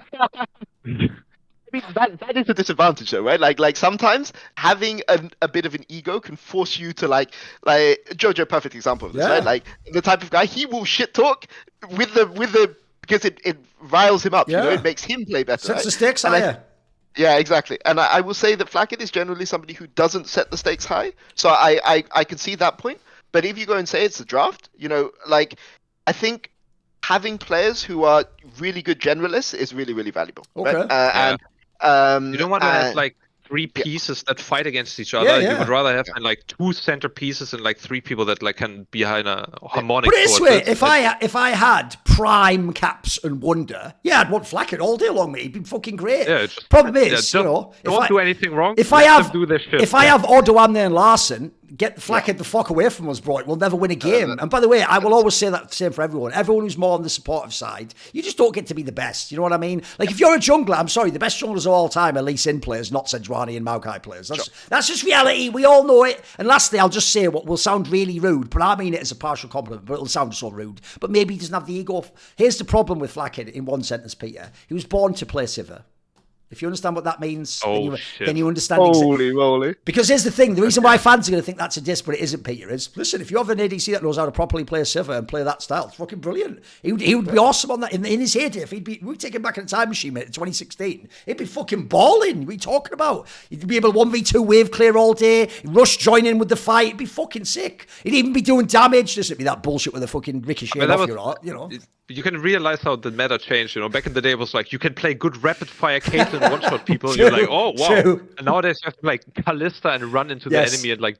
Yeah, but I think Flakked is fucking great. We all think it, but we're comparing them to really, like, the others. And the others are, like, they're fucking... And I'll give you one last analogy. Because of what you just said there at the end, that is also how ADC has changed, especially when there's powerful picks like the Zeri and fucking Kaiser. They can take over the whole game. The problem is, in the modern day, Peter, Flakked would be a brilliant fucking, like, responsible, not even a bank, a building society account manager, right? Where what you would do is very carefully invest your funds, get you a slight return with very low downside, and over time, he would actually be responsible. The problem is, ADC in the modern day is fucking high-level stock trading. Kazi is fucking like going all in on shit, and he is either like going to the moon or we're fucking tanking the whole stock, and that's just how I see modern ADC, unfortunately. I have actually a question to you, Peter. Do you feel like I feel like the best players have like something is a little bit fucked up, or like they have something that is like a little bit wrong with them, because I really don't believe you can sit 10 to 12 hours in front of the PC like deeply thinking about like, how does this spell interact with this spell? I have to like have this position, and this is how the enemy is flanking, and the national situation, if it's like 3k against those champion but 2.5 and they have a Kalista to like all this deep shit, like doing that and then keep doing that over years, like I feel something has to be a little bit like, you have to be a little bit fucked up. I mean, I'm laughing so much because actually I think this is actually the perfect description. Like, firstly, I agree with you. I think you need to be a little bit like crazy, but I think that you can't have 5 people who are a little bit crazy, right? Like, I agree with this. That's why I think Thorin is right. Like, if I have this team of like really superstar player and like everyone, and I have to just make sure that they are like in their best, you know, then I take a Flakked and whatnot. But if I like my team is like 4 middle of the pack players, and I need this one standout player who can I just make everyone else play towards him, then I would just take Noah and try to like just make the team be all on the same page and start the fight and let this guy carry. Yeah, I mean, I fully agree, right? Like, and having I think, so I'm laughing so much because it's so accurate, right? Like, the Kazi is a stock manager and Flakked is like a branch manager. Like, what I'll say about Flakked as a branch manager, having the best branch manager in the entire world doesn't matter if you don't have anything to invest, right? Like, you need to have your 100 million or whatever to like gradually over time increase my value, right? Whereas Kazi can definitely turn your like 1 million into one. Listen, Kazi can take your Hillisang shitcoin and turn it into fucking billions, exactly. mate. Yeah, there you go. He's got it sorted. Okay, right, there you go. Give you a 5% return a year. And by the way, that's always going to happen. Like, 50 million on this, and then Kazi's like, make it 100. There you go, exactly, yes. And by the way, that is always going to be Peter's fucking, like, it's called like a fucking workplace hazard at that point in time, Peter. Because you're too honest with your opinions. And even worse, you do that thing I told you not to do. You reply to these lunatics. A random person could just go, hey, Peter, I don't agree with this. They'll just start replying like it was like a fucking Greek salon or something. And we're all getting intellectually sat back on, yeah, like, they're just a shit post to Peter. They don't give a fuck what you're saying. Their argument at the end is going to be, but no, I got a pet to kill. You know what I mean? Like, they're not even actually having the discussion with you. But it is good because it yields. It's good. Put it this way, I predict in the future more people will come on the show just to ask Peter why the fuck he said stuff on Twitter. So it's going to be a feature, not a bug. A feature, not a bug. So okay, what is going to be Peter's bad point? I'm always interested to see this because here's the thing: every time watch Sheepy, he has, cause he's Peter. Even the bad will like come couched in so much. Yeah, he'll just alchemically transform it into good in a way. It's like when you fix it, you'll be good. Let's see how he does it. Let's see how he does it again. Go on. Yeah. Man, he's preempted me. Holy moly. Come on. My bad point this week was on Koi, and basically what I was saying. So my point on Koi is that they are very, very inconsistent, but the problem is that their consistency is down to jungle support, which is the strongest part of their team. So basically, so a lot of the focus is on Jojo. Okay, I'm gonna say quickly on Jojo. I went back and rewatched the games that he played. Jojo ran it down basically in 2 games. He ran it down. He ran it down in 3 games. He had the really awful game against Ari against KC, which, you know, the DPI, I don't give the DPI. Like, he said, oh, my mouse was wrong. But frankly, it's your responsibility to get your mouse. So you don't get that, right? Like, it's a bit copium, but it's your responsibility. I did say on that one, by the way, on another short, it's like, Giorgio, mate, these are the excuses you give to your school teacher. Like, oh, I was late. Oh, sorry, I need the toilet. Like, oh, I clicked the wrong button on the mouse. You're a pro. They're paying you loads of money. Fix it. Fix the fucking mouse. Unbind the mouse. Come on. But after that game, like, a lot of teams started like targeting him. So a lot of the times where he's dying, but his team's getting something across. Now. So against BDS, he died like a couple of times inside, but Merwin got really, really far ahead as a result of that. And then he had a really, really bad game against Heretics where he basically egoed Kamalu, and Kamalu just turned around and shot him. You know, it's like the Indiana Jones thing. You know, he does all that fancy stuff, and like Kamalu just turns around and just shoots him, and then he just dies. He did solo kill Kamalu later, but you know, like he's always going to be this kind of thing, right? He's the kind of guy. He's never going to be stable, and you know, if you try to make him be stable, it's not going to. You're not going to get the like double. Where he gets double carry, he gets Kazi and Sayak against Vitality, right? In a game where the game is slipping away, he goes for like an insane play and it works out, right? Like that's just who he's going to be. You know, it's Jizuke. It's not quite Jizuke level, but you know, he is the heir presumptive to Jizuke for people that didn't watch too much. And the highlight clips of him running it down are going to be like Jizuke level of highlight clips running it down, right? But the problem Koi have is that Alvaro and Illuria are so important to how this team functions that in games where they are not able to like stabilize the game, or one of them is behind, Koi just get massively snowballed on, right? And this team has a lot of mechanical players, really, really good team fighters. Everyone on this team is like a god tier team fighter, right? But the problem is that the games Koi have lost. They lost one game against G2 where their bot lane just got destroyed because they went for like they just got completely destroyed and the game just snowballed from bot. They lost against Heretics, and why did they lose against Heretics? That one is okay. That one's on Jojo, but like basically it's snowballed into Illuria not being able to play his game properly. And then the other game they lost, I think, was it against Giants? Who was the third team that they lost to KC. They lost to KC, which was actually wow. Which was again mid lane turning into jungle. But they've had a lot of these games where against Giantex they almost lost to Giantex because Illuria had a really, really rough game. And you know, Alvaro and Jojo managed and Super managed to kind of bail them out. But that happens because of something. The way that you attack this team is whenever you get kind of an advantage on bot lane or advantage on mid lane, you go immediately for Illuria, and I don't think they're very good at protecting Illuria, right? Like if Illuria's ahead and Super's ahead and they can go and enforce their will on the game, it's really, really good. But this team is very, very vulnerable when, especially mid lane, gets behind, but also when bot lane gets behind, and the enemy jungle just goes in and just attacks him, then these games become very, very complicated, and they're forced to team fight their way out. And I think this makes them a very powerful team. This is the team that I think could beat Fnatic, versus most likely to beat Fnatic, but they're also very, very fragile, and it's definitely a team that is capable of getting beaten, getting upset in a really, really weird way in playoffs. But hopefully, once JoJo's properly integrated, it will be better.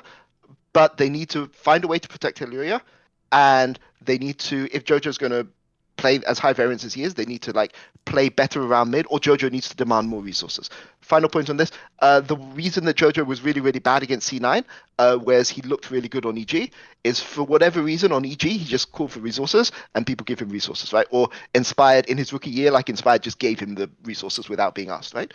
Against C9, he continued to play the same way, and they didn't put resources around him, so teams were like, "Oh, we just go mid when he plays aggressively, and we just kill him."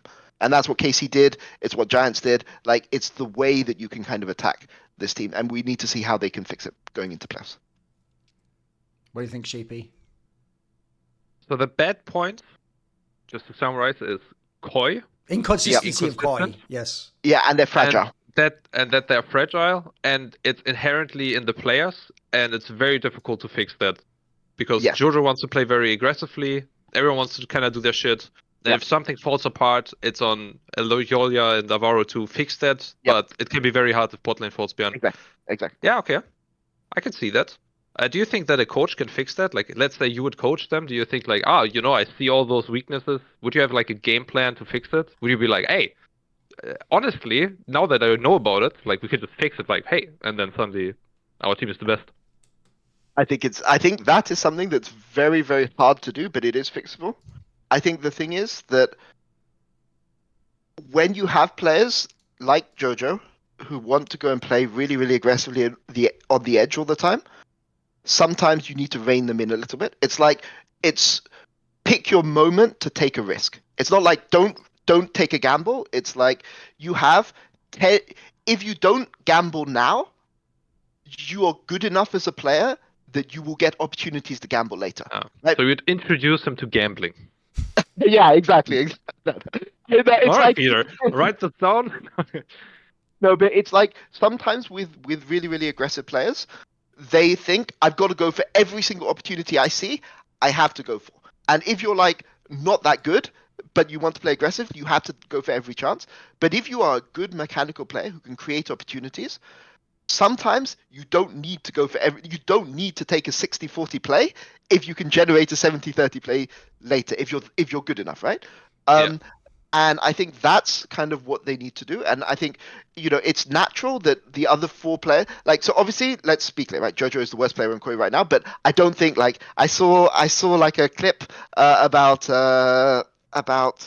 on your show yesterday, Thorin, about JoJo being the third worst mid laner in, which I don't think, I think he's like, in terms of mid laners, where is he? He's below Vladdy, he's below Caps, he's less consistent than Humanoid. He's kind of in the group. Yeah, I'd say he's probably the fourth best mid right now, but definitely below Vladdy and Caps, and probably below Humanoid.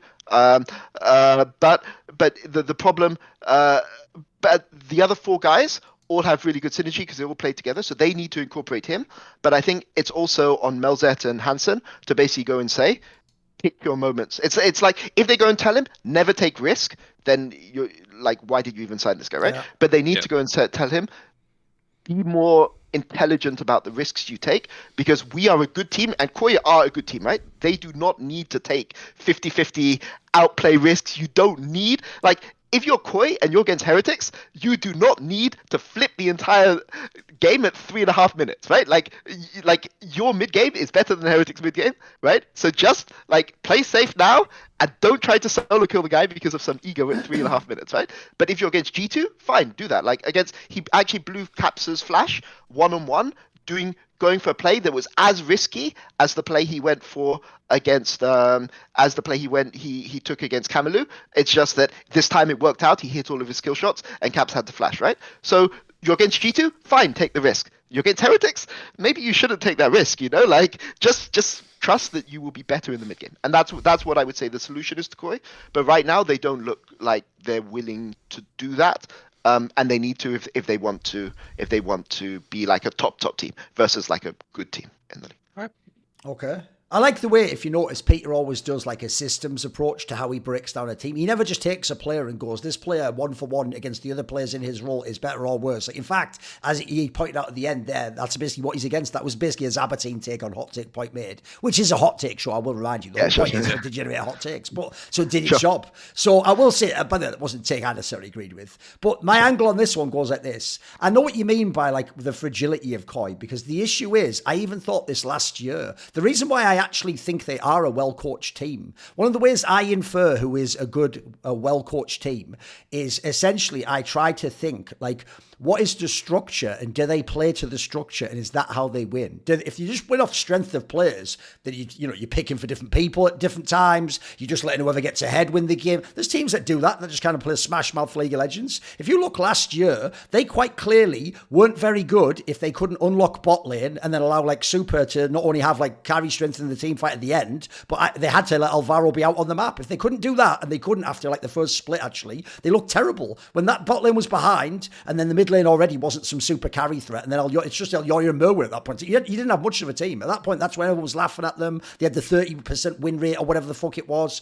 So if you look now when they added George up here and they've upgraded a position, right, the problem is there's a bunch of people that rely on someone else in a more strict way than like the absolute best players at their roles do. So I agree with you. If it's funny, the obvious way you could get a kill in the game is just camp George Opion's lane. He's going to push forwards at one point in time and eagle the other guy on the wave, and you're going to get chances to support the jungle to kill him. But I agree with you. The actual best way seems to just be to target Elyoya, actually. If you don't let Elyoya get ahead in the game, then one, he doesn't actually have resources to give to Giorgio, or two, he can't open up the bot lane, so then Super can't play, and then Alvaro isn't out on the map. So a whole bunch of the things you want to see in a game stop with, like, that's like the bottleneck if you can do that. The problem with that is, though, how many teams can actually do that? Like, that's not easy to just go, oh, just stop Elyoya from farming and being out on the map. He is fucking good, you know, and he has people around him. And I'll tell you where, I'll do a Peter Dun, I'll spin it into what could be a positive, though. This is where I don't blame George Opion for not being good at this yet. Just think of his history. I'll run down my alternate history that Peter just did there. First of all, he had Inspired. By the way, Inspired's another player. I'll bet once you've gone from Inspired, you go, fucking hell, he was even better than I thought when he played with the next jungler. Because, bro, the idea of the jungler could just be like a farm jungler the whole time, but he comes and just gives you resources and covers your lane without being asked. Like,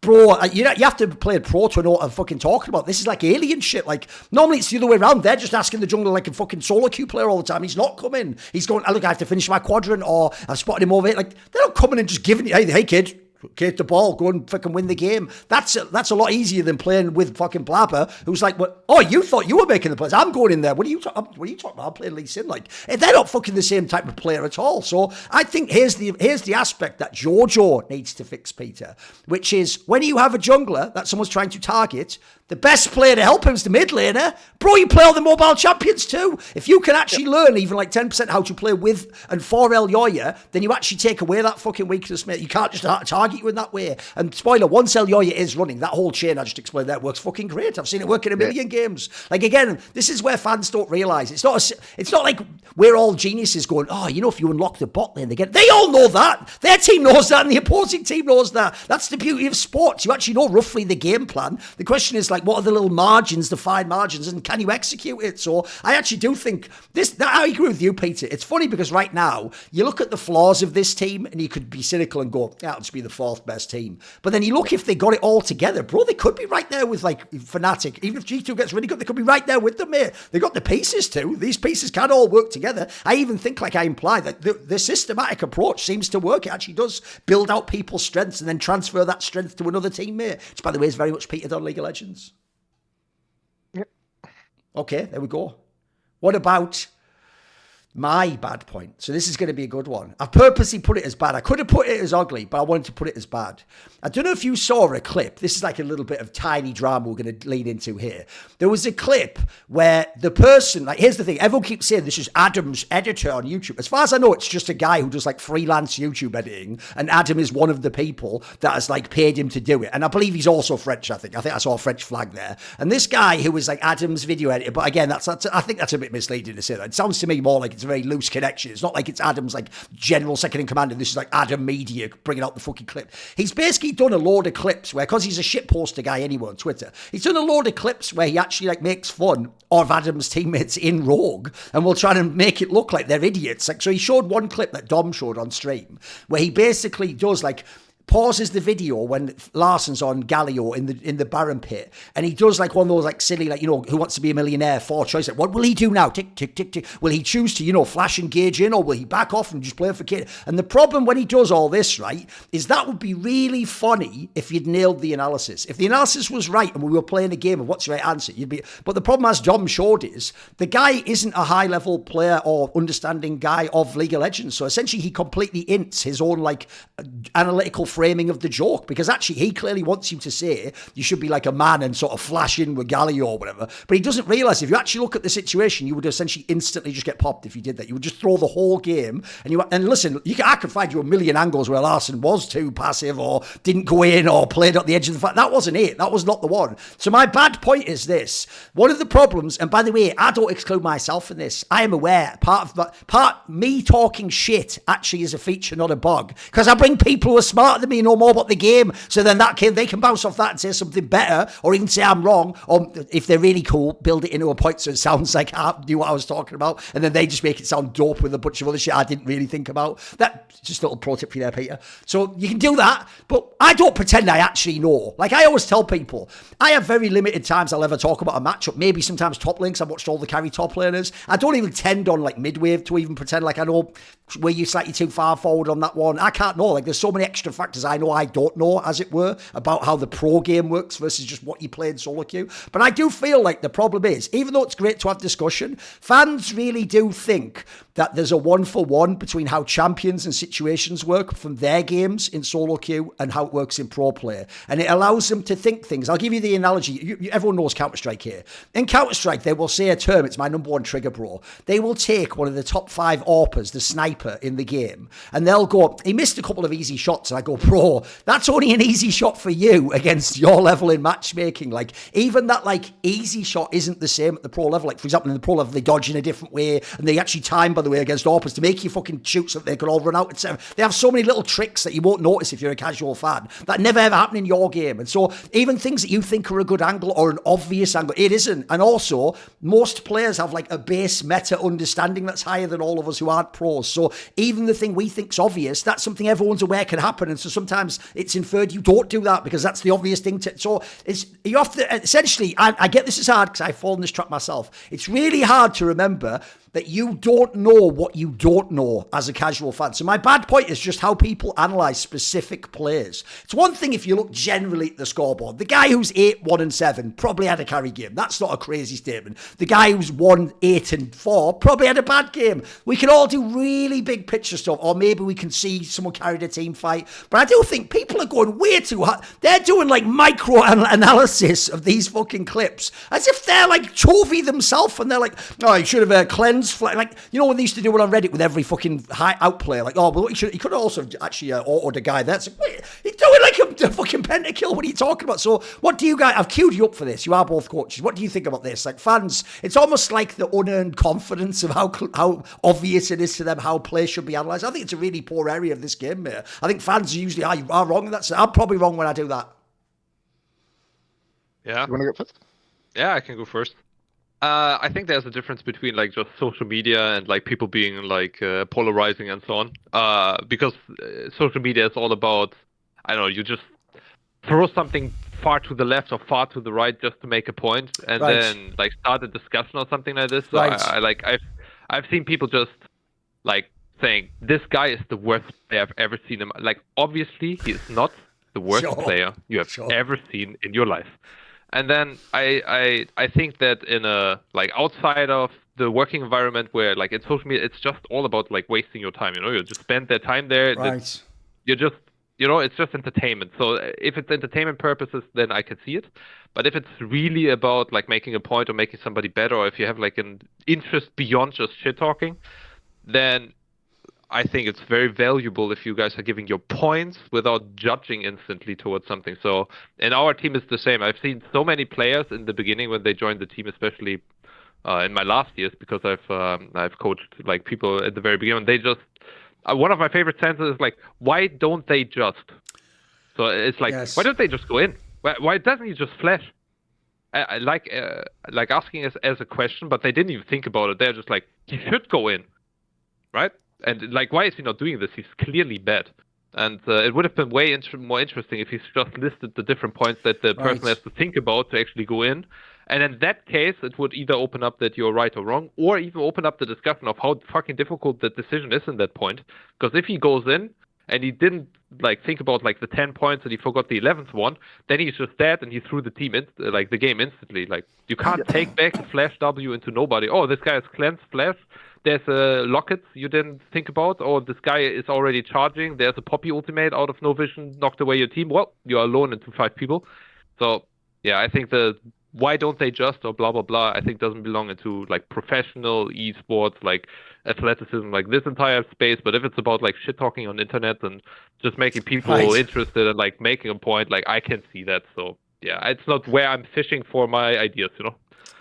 Okay. So for this, I'll be honest, I'm not that on social media. I just like had one of the disadvantages of having a kid is that you just don't have time for as much social media. So I haven't seen as much of Wait this till drama. she's older or he. Oh Then no! you will Oh, have no. to spend a lot of time discussing social media with them. Yeah, well, I'm not looking forward to that.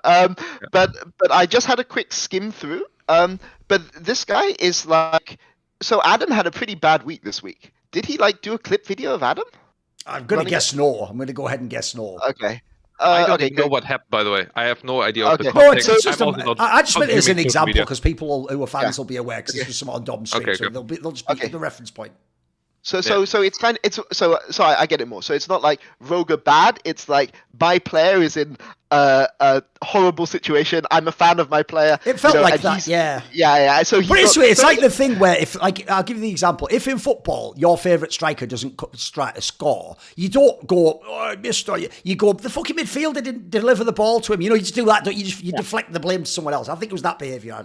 You know, I will I think say it was that my thing on analysis is that I think one thing that took me a lot of time, like it took me a few years to work out, like 5 years or something in esports, is that everyone is biased, right? Like everyone is biased, yeah. and I'm guilty of this too, right? Like I know if I see, I'm more willing to forgive like Jojo running it down than like Hilliside running it down, right? Because I know Jojo well, like we work together, you know. Like there are things which he has done which are much worse than things that Hilliside has done, right? Like let's be really clear.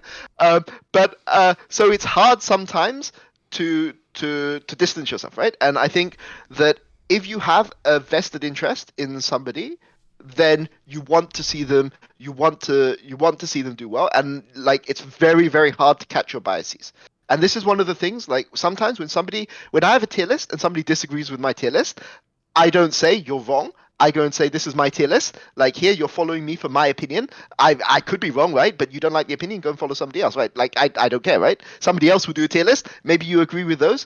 But when I see somebody give an opinion online or on Twitter, it's more like it's not a justification or a repudiation of my beliefs. It's like, oh, that guy thinks like this. That's very, very interesting, right?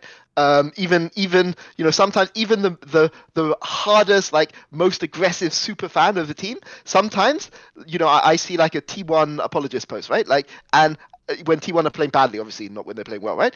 And I think, that's interesting, right? Like obviously I think that this post is obviously stupid, right? But like T1 fans think like this. Oh, that's interesting. So this is how they justify why their team is not so good right now.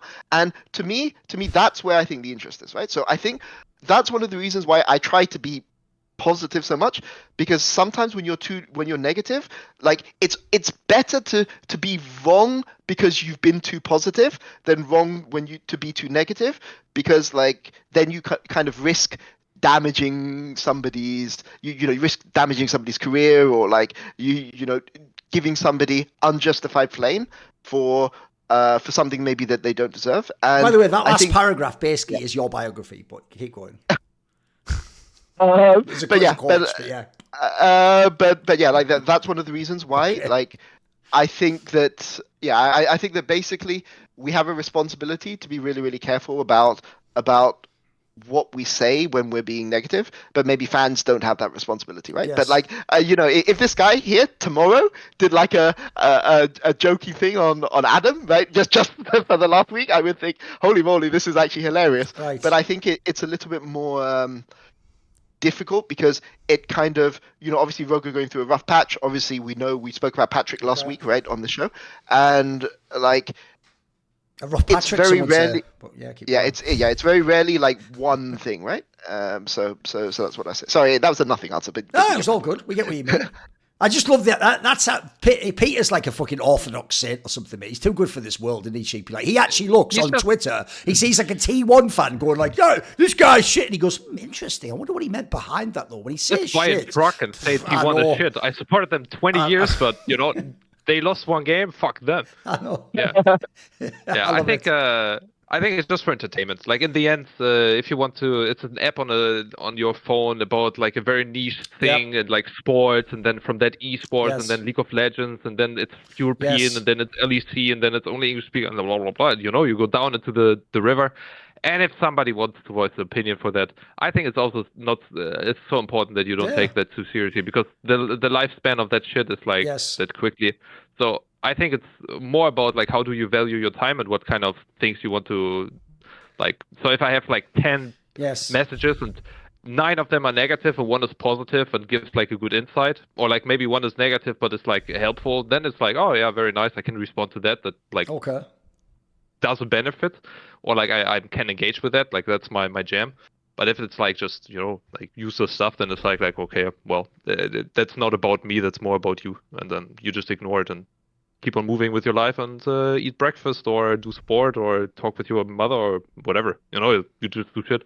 Well, have a child. Half the problem with social media is they're trying to talk to your mother half the time. It seems like certain fan bases. But then you just turn the phone off. True. It does. Yeah. Listen, that tech is there. You are right. There is a solution. There is a button that does turn the screen off. You're right. We just don't. None of us press it. It's hug your daughter or your son, or talk with your parents or your best friends, and play a round of. By the way, 2 things. One, I do have a point later which touched on social media, so I won't go into it here. But the other thing I will say is this. In a way, though, I will actually take what Peter says, and you'll be surprised, but I will agree. Believe it or not, look, if you are someone like me or Dom, it's just our style to be like entertaining and funny while shitting on someone who said something stupid. That is our style. We're intentionally going into the negative, and if I'm being really like fucking generous, like we're alchemically transforming it into something fun and entertaining. We're also just being negative as fucking getting our rocks off, going, no, fuck, he's the idiot. Get him, guys, and turning the pitch mob around. But in a way, what we're doing only works on that base level as entertainment in the moment. If you actually did, by the way, want to make people understand the play and understand a higher level of thinking, you'd actually be better off doing what Peter's almost implying. Just he didn't go this far. Instead of making the clip saying why that guy's clip was wrong, you just make your own clip and take the same scenario, ignore that garbage that guy said, and show actually, here's how a pro would think. Like, look, pause. I actually worked with this mid laner, and he says here, like, you would look for like an angle to back out, or you'd watch if the support still had his health when he was at the edge of the... You'd just explain like fundamentals of the game. What you do is you'd essentially positively teach people what you can do and what does work, rather than just be like, essentially he's saying like, look at this idiot on this team, and you're going, no, look at you, the idiot, pointing at that idiot, which is all we're really doing, and then just being funny about it. So I know what you mean, Peter. It's true. In some ways, you are the one who could heal the world. It's just the problem is, you would, like all great prophets and mystical men, you wouldn't actually cause a revolution and rule the world. You'd spend all your time fucking healing lepers and helping sick fucking poppies and shit like that. So you'd be too, but here's the problem. You wouldn't actually, you need people like me to defeat Sauron, mate. You're Tom Bombadil. You're just off in the fucking forest somewhere, fucking going on. So it's all good, but the whole world isn't the Shire, Peter. I need you to understand that. That'll be a refrain of this show going forwards. The whole world is not the Shire. There's Mordor out there, mate. Anyway, there you go. That was just a layup for the coaches there, by the way. Fans don't know what they're talking about, do they, guys? Am I right? Like, I expected you to do some good stuff. Good. Right, let's go to the ugly. So, Sheepy, what on earth is ugly in League right now? The good, the bad, and the ugly, right? This is the most fun one in some ways. Yeah, let's do it. Yeah, the ugly. I could have put this into bad, but I think it's like very ugly. I do think that the comps, like at least like the entire years, like the last years, but especially this year, are absolutely terrible from LEC teams. Like, if I would ever go into any professional sport, military, like anything, like in a doctor, like operating on a heart or something, like doing like very smart calculations, have to see where everything is, like what to do, what is happening here on the top right. You don't see somebody like, oh my fucking god, give me the scissor, you know, like they are not like scissor, scissor, scissor, scissor. Like I don't understand how this is happening on that high level of play for that amount of pay that the people are getting, and it also shows no like introduced the coaching structure, because usually you use language to convey information and to build a system. So if I want my player Jujun like talk a lot about power spikes that he fights on, then I should hear in the communication that we don't have to take this fight. I have 2-item power spike and 500, or I want to fight on 200 spike, or when there's a fight and he is not on spike, you should hear from Jujun, okay, you can also kite topside and we go for a Nasher or give this, like, but I'm not hearing this shit. I'm just like, this is good. Okay, this is bad. Oh, look at the surf, okay, then like people are just like in a rugby match, like as if it's like this one thing has to be done and everything else just doesn't matter. So yeah, my point is I think comps are a tragedy and like frankly speaking, like very far away from how I would imagine professionals like playing for millions, you know, to communicate with somebody else in such a high stake game, you know. I to be honest, the majority of my focus, because my points were on Vitality and Koi this week, so I can maybe. I'm not targeting Koi specifically. It's just I've watched a lot of Koi videos to prepare for the show. But I can think of a perfect example, right? Which is there's a game, the Koi versus Excel game. Jojo goes for an all-in. He gets out. Jackie's dodges the cooldown, and then he has to base. Because he's low mana, so he has to base and TP earlier than he's supposed to, right? And then Jackie's later has TP advantage and TPs for a situation that then Jojo needs to base, but Elyoya goes into the river at the exact point where Jojo is basing, and Jackie's just TPing back. And I don't know the comms here, but clearly this communication is not being communicated, right? And that's a little bit about integrating people into a new. Oh, and sorry, Elyoya died in this situation and got really far behind, right? But this is an example. You see this kind of happening a lot. I think it's also interesting because there's quite a lot of Koreans in Europe this year, no? Yeah, there's loads. Like, they've got like Kana, split Noah, Jun, Ice. You've got quite a few. Yeah, you've got quite a few. But it's more like how they're spread out across the teams. It's not about the quantity. It's like even having one Korean, like even K-Corp, right, with Kana. Especially like, having only one. Yeah, that makes it really, really hard, right? Because from my experience, like Impact is the exception, right? But like whenever I've worked with Koreans or heard comms from Koreans when I'm like scouting people, because you get the voice comms, right? It's always really, really difficult to communicate, and having somebody who can be that stable guy is really, really valuable. And I just say one thing from this, which is Cloud9 and FlyQuest stream their scrims, and when you listen to Cloud9 comms, the situations where Vulcan is micromanaging everyone, Cloud9 play really, really well. But as soon as he gets behind, or he doesn't know what to do, or they can't do anything, their comms like completely collapse. I mean, Sven does a little bit, right? But he's like Sven is more kind of the isolated individual situation. He's not providing the structure, and I agree. And I think this is because in Europe we don't have that many good like structure shot caller, right? Like, so shot calling is either you provide the structure or you provide the like flash, you know, the individual situation, like right? The trigger of when to war. Yeah, the trigger or the team fight responsibilities or things. But we have some decent like trigger shot callers, like, but we don't have very good many structured shot callers. Right. And I think that really, really impacts the comms. And I from the comms that I've heard, I fully agree with you, Sheepy. But I think that it's really hard to train them, and it's like it's one of the ingrained advantages that a team like T1 has or a team like G2 has, right? Having like a veteran guy who's been around forever who can provide you that structure, like it's really hard for a team like K-Corp to develop that like within 1 year. It's going to take them a long time, and I'm sure Vladdy can do it eventually. I'm sure he yeah. But yeah, I agree. Like I think, but that's why it's missing. Sorry. Yeah, I mean, two things. First up, I also think that people underestimate how fast a team can improve. Like, I see people being kicked after a winter split and being like, I mean, what are you expecting? You know, people studying like medicine or like physics or whatever, and then they don't even know every nitty gritty. Like, after you're done with your masters, you can basically then decide to do like go deep into a specific field, and that takes forever. You know, you have to have the whole build up from school, and you have to understand everything, and then you're going into all of this. Like, it takes forever, and people just for some reason are like this.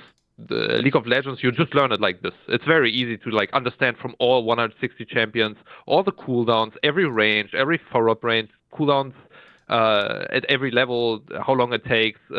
Meanwhile, see the map the entire time, have an economic like understanding of like the enemy has 2 item power spike, but we have in like 5 minutes a 3 item power spike. We should give the strength.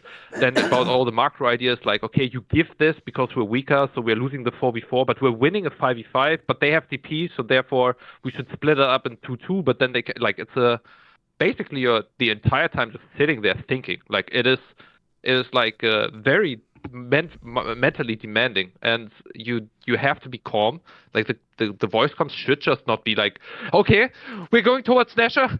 Oh my god, I hope it's working, guys. Like it feels like this when I'm listening to the thing, and then when a team fight is starting, I don't feel like there's like this reassurance of like this is what's going to happen, this is the next cooldown and so on. Like it feels like people are pulling on a straw, like, oh my god, I hit the ultimate on Aphelios, one shot Aphelios, and when it doesn't happen, then like everything just falls apart, and like there's no plan B or something like this. So I think the Korean teams are doing it like okay, where they are like, okay, this fight looks good, okay, this fight looks bad, okay, I think we have to run, okay, I think we can chase. Where it's like it's calm, and you kind of get the idea that right now the like situation is favorable because of cooldowns and so on, but people can make their own minds, and then probably they've talked about this 50 million times. But in LEC, like even G2 or something, I saw a clip where Skewmont was like shouting like crazy in one of the fights, and it's just not necessary.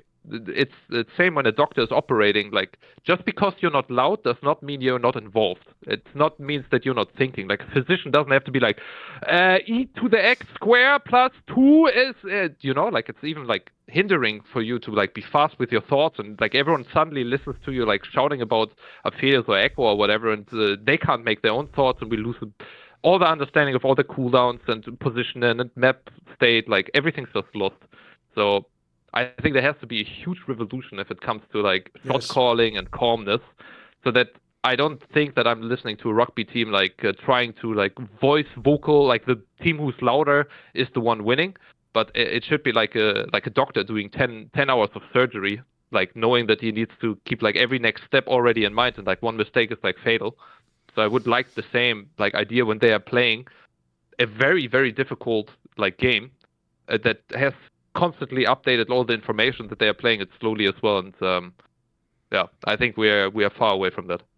This is actually one of my favourite topics because it's one of the areas that's obviously invisible when you just watch the game on the broadcast. You can't know who's coming this way. But we all do that thing where we act like all the players have like the potential for equivalent comms, or they can all do the same thing, or the right information's even being transmitted between people. Like we're all making mad judgments like, did he not call this? It's like, for all we know, he called it 50 times, but they don't listen to him in that team. He doesn't have the voice that way, or someone overruled him, or 2 other people were saying some useless shit in the top lane while you were trying to call and you for can that. hear it in the voice comms. Yeah. Right? G2 is posting theirs. There's like the LEC ones. Like you can get the structure. Yeah. Like you get how a team is communicating, especially watching this like relatively regularly. And even like one time, like if one time you see a person eating like a fat steak, then he's just not a vegetarian, right?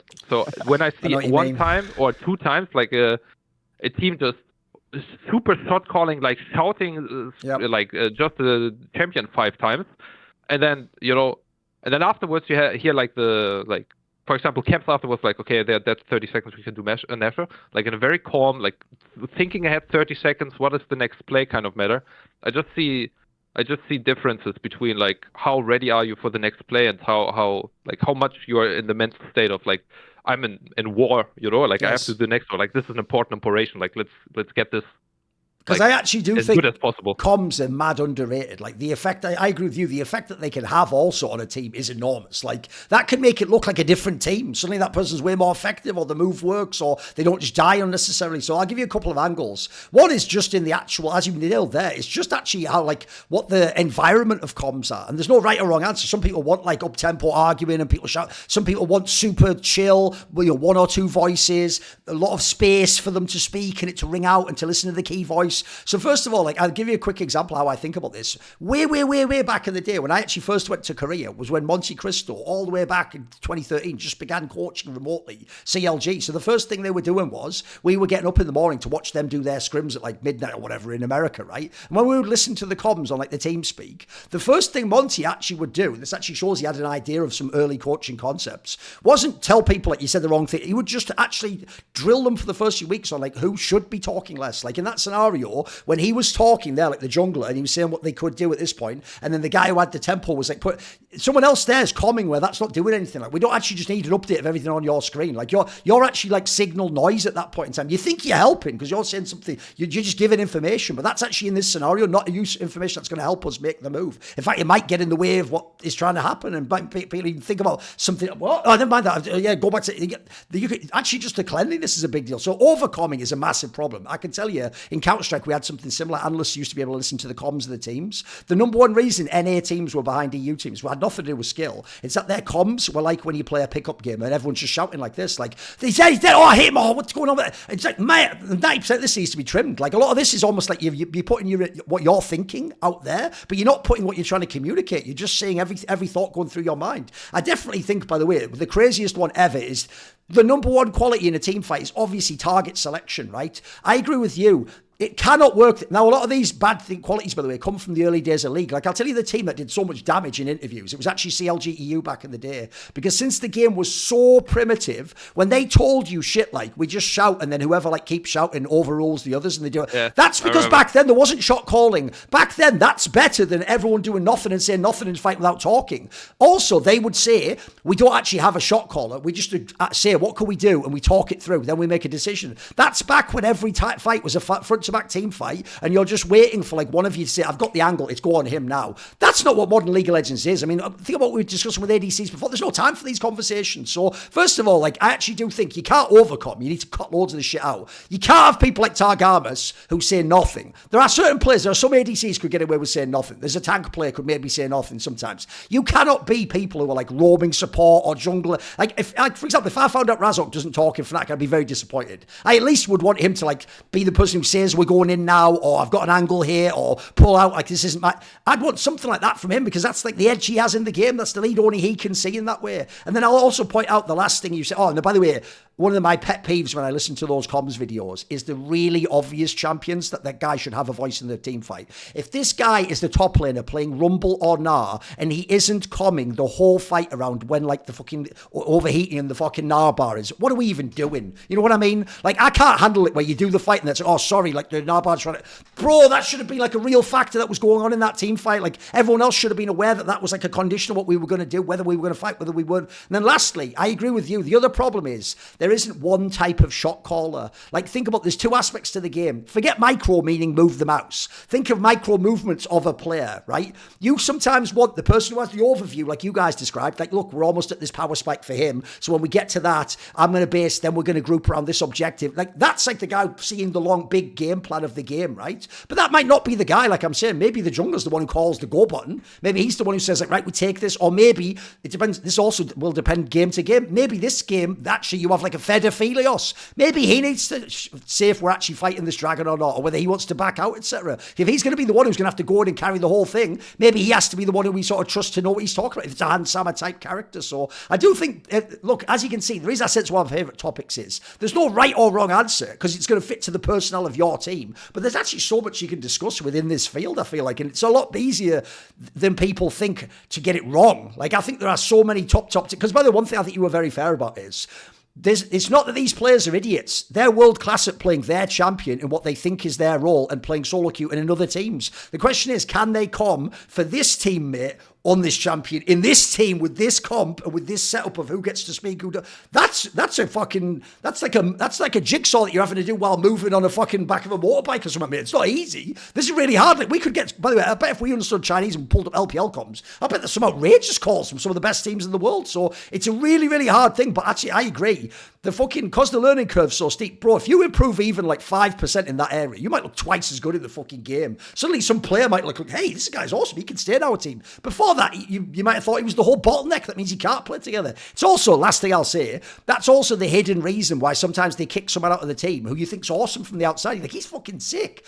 You never know. Maybe they don't come. Maybe they overcome. Maybe everything has to be there. There's so many things in that sphere that's invisible we can't see. Any thoughts, boys? Mm-hmm.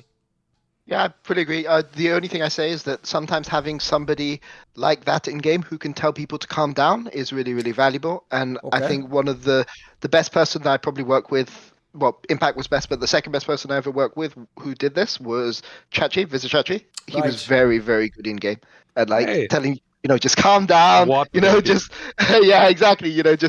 Just what are we doing next? Resetting people's mental and resetting the framework, after something had happened. I think that is that very well. Okay. Did you also work with Hilly, by the way? No, I didn't work with Hilly. I worked with Chachi. You worked also with Xerxes. Right? Xerxes for many years. But... Yeah. Very nice. Also ex-unicorns. Very nice to see them still. He's also living. part of the Associate Apologist crew, don't worry. No, there we go. Could have been LEC this year. Never mind. And by the way, actually, you know what? Funny you mentioned that, because that was actually the one thing I always thought came out of those XL VODs when they put out the VOD at the end. Everyone, obviously, right, before that, everyone was flaming the fuck out of Cersei. If you listen to that, bro, he was like the only guy trying in the comms. Yep. At the bitter end, when everyone else had by the way, I can tell you, some of those players had checked out mentally, or they decided 2 weeks in that the team was shit and they wanted people to get. He was trying his hardest at the end, common, like his life depended on it, bro. He was common everything in those games. It was crazy. He was trying to come for other people as well. Like, that actually made me respect him more. Yeah. Yeah. I think that's, again, comes as representation of what you're working on. Like, if in G2 they have massive problems, like massive giga problems with seeing when a person is engaging, and like it's terrible problem, and for some reason they don't have really good comms, like shot callers, like everyone is not able to like clearly say like Aphelios, I'm engaging now, like in a clear voice.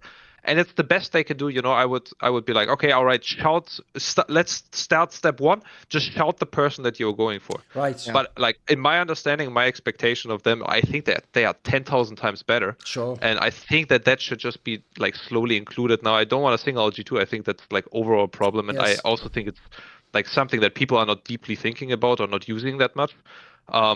Because other stuff is just more in front. Oh, by the way, I didn't actually hit that point hard. I made the beginning part. The part about the idea that we all just in a fight. We're all decided who we're going to fight, right? And then I just go like, Aphelios.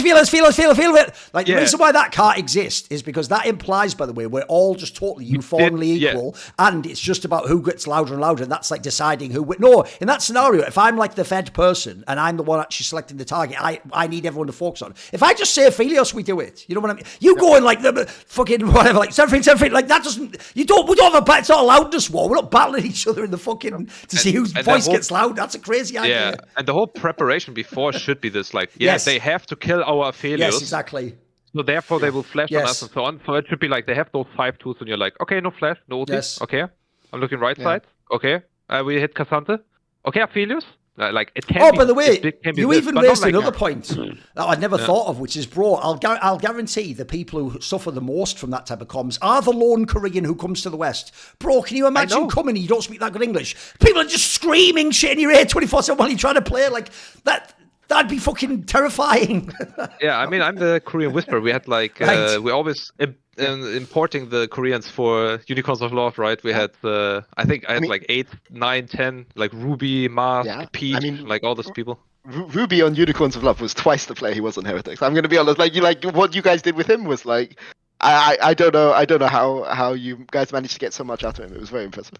Yeah, I'm telling you, it's not like, I have massive respect for coaches that have like a very demanding team and manage to like fit the pieces together, because we're talking about like this, and then their bot lane has to play and mid lane has to, and jungle is really important, so you have to give the things, and then on top of this you have like communication problem, how should be this. So I think if you have a really like colorful squad, it's very difficult to like micro fix like everything. You have to like start at some point and then go over. So yeah.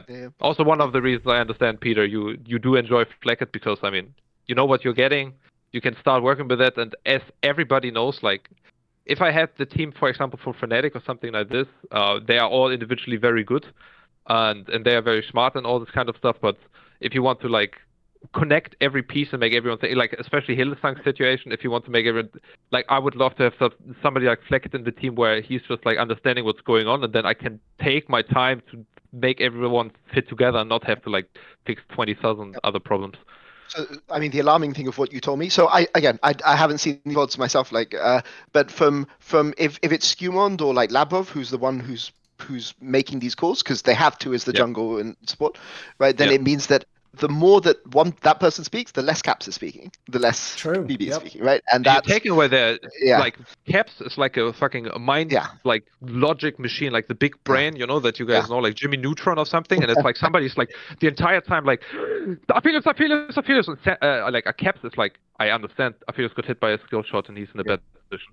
So can we move on towards the next point, you know, and the next point, and 30 seconds like this, like, So, by the way, again, I'll give you one last exactly. angle. I'll give you one last angle, Sheepy, that you haven't thought of, which is just this. Yeah. That's also why I did say, I don't, look, there are general guidelines, but there's no right or wrong answer. I'll give you an example. I could imagine an all-Spanish team would have a very different perspective than Sheepy from Germany, who wants everyone to be like, let's be structured, guys. No, raise your voice and go to this thing here. Listen, everyone, I'm precisely saying, you know, there's also a cultural aspect going on here. German Precision. Exactly, We've all got our own biases in that sense, you know. Exactly.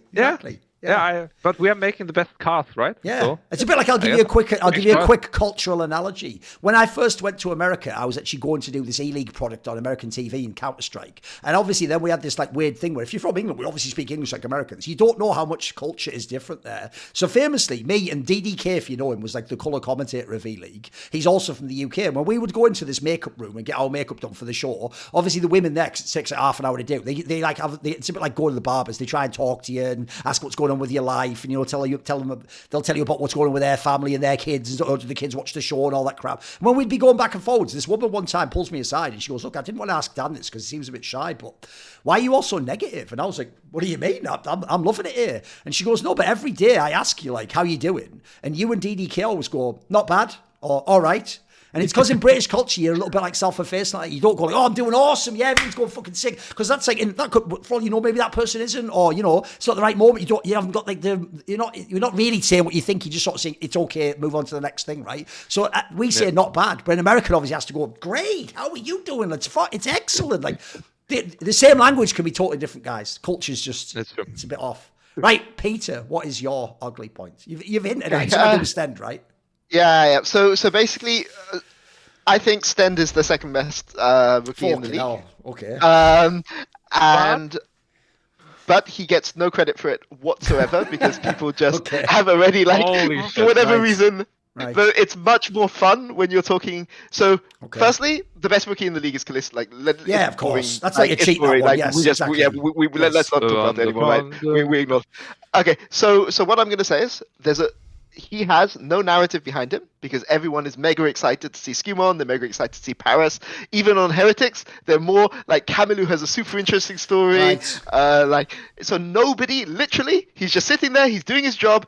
With Flakked, their laning is actually pretty good. So this is the thing about Flakked. Like, I think Flakked is enabling Stend. Like, they're playing really, really well in the 2v2. They're getting tons of 3 2v2 kills in laning phase in 9 games.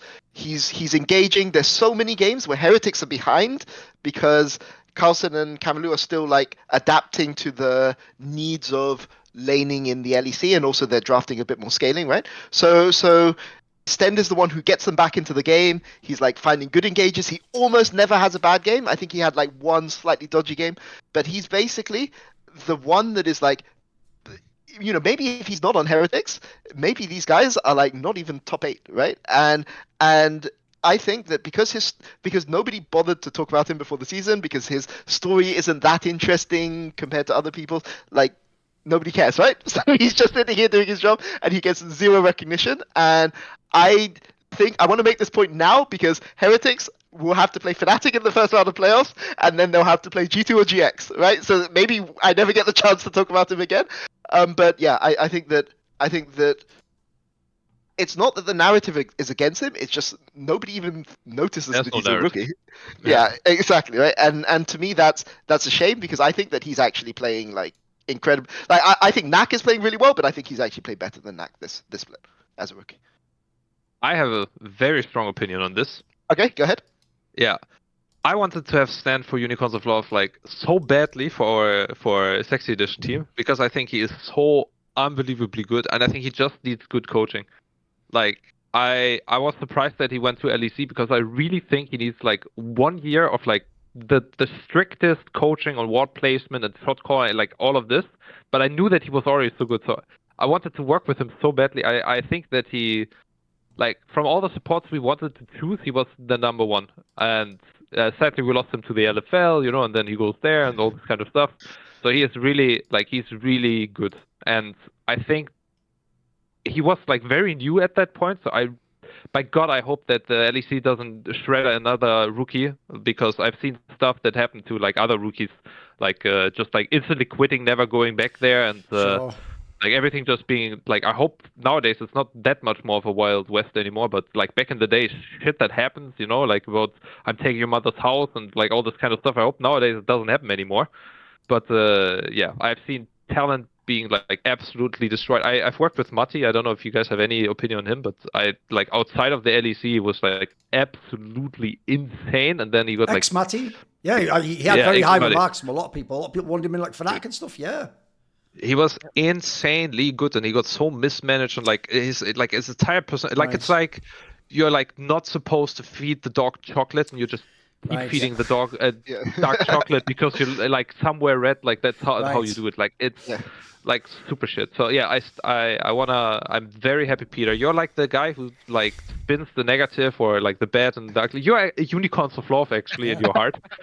You're spinning that like I think it's ugly how good Stend is, and nobody talks about him. Yes. And much agree. Stend is a really fantastic player. Hope he doesn't get mismanaged, and if he does, come to my team, Stend. Looking forward. We can do a little bit together. Obviously, when I have space for you. Right now, I'm working with my current support.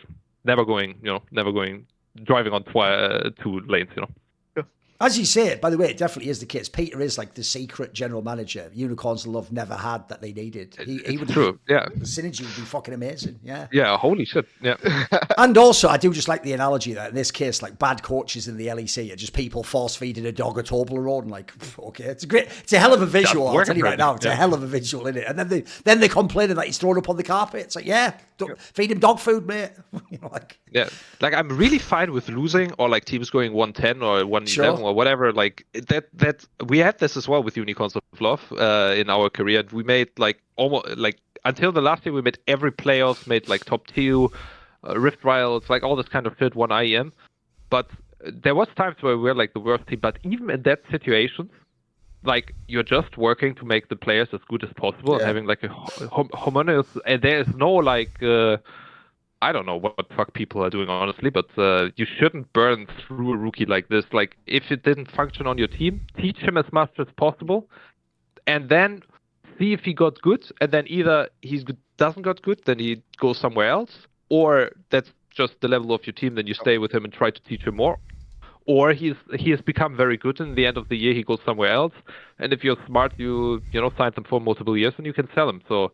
Yeah, I don't understand this whole point of like people living in the moment and like being like super, like doing some like crass shit just to like burn through the rookies. Like just don't do that. Yes. I will say I actually did do a deep dive on some of these players now. As soon as Rex and Vitality actually won some games, I actually did go. I always say you have to get my attention first before I'm going to fucking invest time. If you actually suck, I don't want to waste the time. I went back and I looked. And if people don't know, when Stend was on that Vitality B team, he was one of the best players quite clearly on that team. Like, he actually was like one of the standouts. And then they weren't the number 1 team. They sort of peaked at the end of the year. Like, they got better as it went on. So, no, he was a pretty good player, yeah. I also do.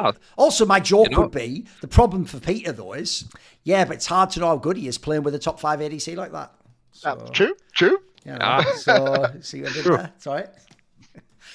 By the way, I also do think Heretics actually is one of the teams, though, that has the most to gain from this playoff run now, because a lot of people wondered, like, I think after the first week, a lot of people thought it was like them and SK have zero chance to do anything. Like, they actually have had some games that weren't like, bro, they beat BDS. Like, they've had some games that were legit. They beat KOI. Like, these are like real opponents to play against. This isn't just that everyone fed on Rogue and SK. So they have all the players that I knew there. You're right, they don't have the hype, they don't have the storyline now, but they have so much to play for in these playoffs. And I'm actually with you as well. It's not about winning. You just show a really good best of 3 against some of these teams. Like, if you end up playing like a G2 or something, you have a chance to really make a name for yourself very early on and show you've got some quality and you weren't just a random pick up in the LEC.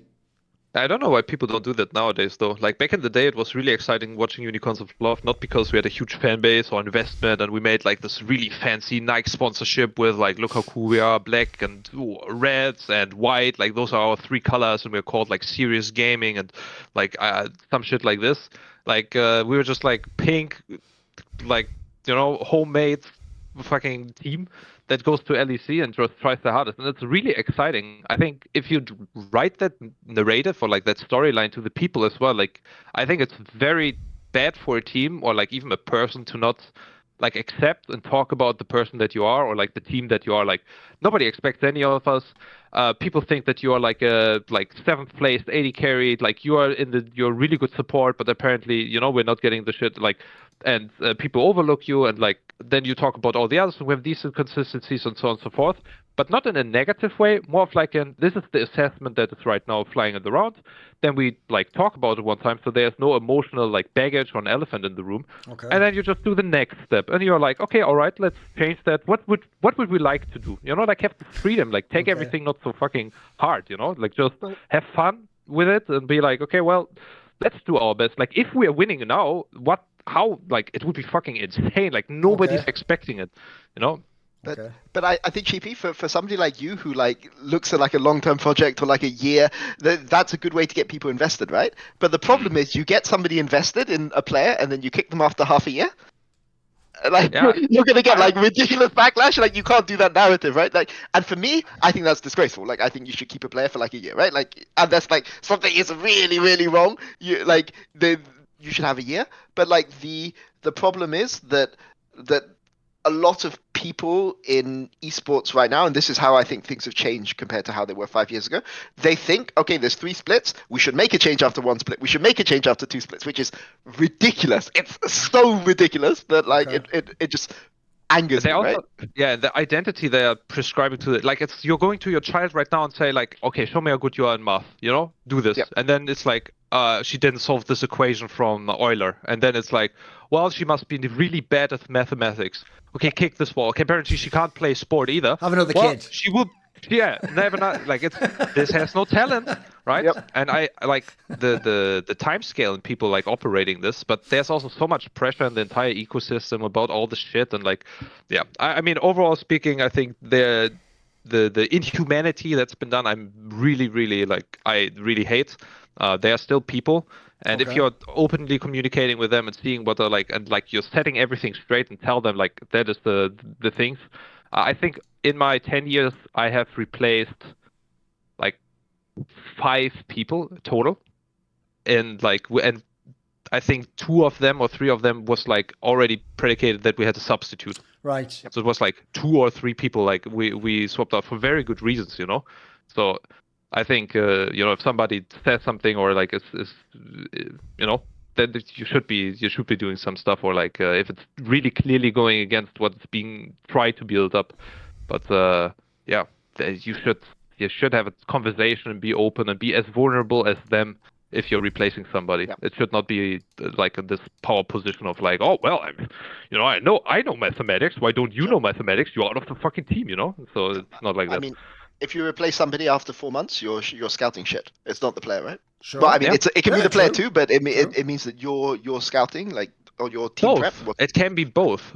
But that's short, and it should be considered from a coach. Like after this, it should not be the regular. Like it should not be like, oh well, that's just how it goes. We're picking up 99% of the time with my coaching, we will have to replace it. Then it's like, yeah. You did do a good job. Yeah.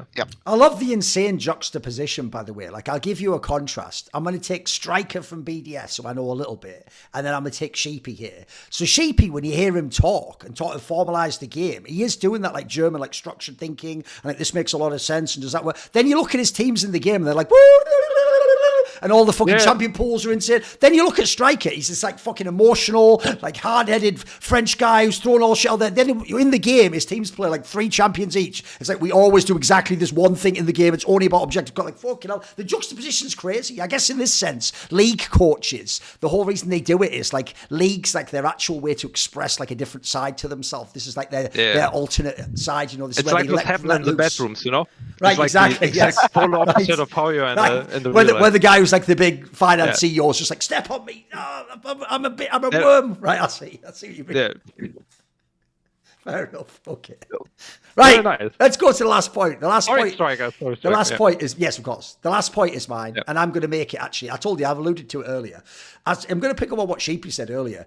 If I actually had one wish for like esports, but particularly League of Legends esports, because I think we do actually a better job of this in Counter-Strike, it would be, I wish everyone just wasn't allowed to care about what Twitter people write, like by, not totally, but like by 20%. Yeah, this has to come down 20% from the fever pitch it's at now. And the reason I say that is, one of the things that I'm sure people love in the LEC is you want a bit of the wrestling aspect of like the heel and the baby face. Like, for example, if you're a G2 fan, didn't it make it way more spicy for G2 to run this run back? Because Gyotto talked all that shit. Because Fnatic suggested, oh, maybe like Mikyx could get revenge. Doesn't that make it way spicier than when you start to win? By the way, you wanted to win anyway, but it definitely adds a little bit of fucking fire to it, doesn't it? Similarly, by the way, do you not think that those games that G2 played against GX, look, those GX players want to beat G2, but when your coach has talked all that shit, there's like you're like, his reputation's on the line in this match here as well. Like, that's a little bit extra for you as well. Like, this isn't just to beat G2. This is like to make your coach not look stupid, etc. The problem is this, though.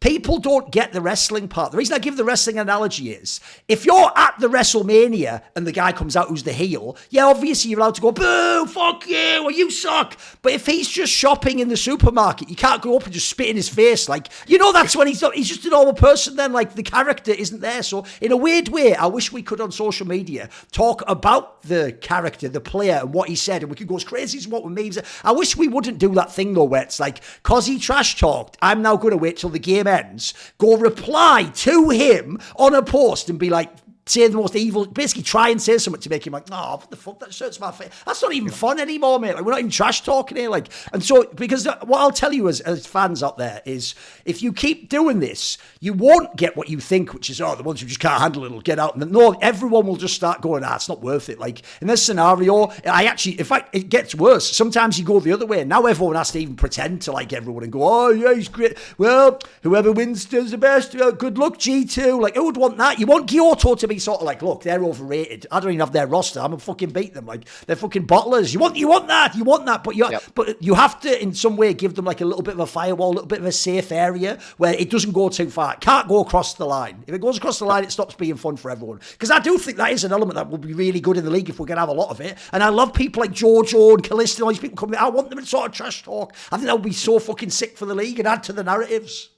Yeah. No, I agree with you. Right, like it's very funny watching people with the Jojo is Vladdy's dog, you know, after KCB, because obviously Jojo in the US, like people say, oh, he just barks all the time, right? Like which I thought was very, very funny. But like I think if you're the kind of person who's, I don't even want to say death threats. If you're like, there's a line which is not.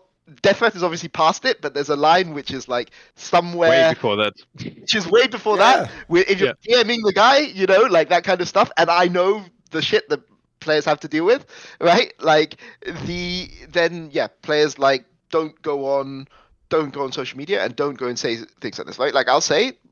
So I don't know because I've never talked to Flakked about this directly, right? But like Flakked used to trash talk a lot more when he was like an 18-year-old, right? Because I work with him on Mad Lions Academy, That's right? what he was known for, by the way. Right. Yeah. Which is crazy. And then he just Draven player, toxic. That's what I remember. Fucking loved it. And good. He was really good. Yeah, he was really, yeah. By the way, an example of this now would be Super. By the way, look, I think what he said was really stupid last year, but I don't want him to stop saying it. Bro, I want someone to actually come in as a naive rookie and go, LEC, this is a piece of piss. I'm probably as good as Ruler. Look, it's a mental thing to say, but I'll tell you what, it made that fucking week a lot spicier. All of a sudden, I was like, what? And I follow this guy on social media. I'm going to see everything this guy writes, of course. Of course. But I think it's also the responsibility of coaches and orgs to protect their players, right? Because you'll often see, if there's a controversy, you will see the org or the coach dodge.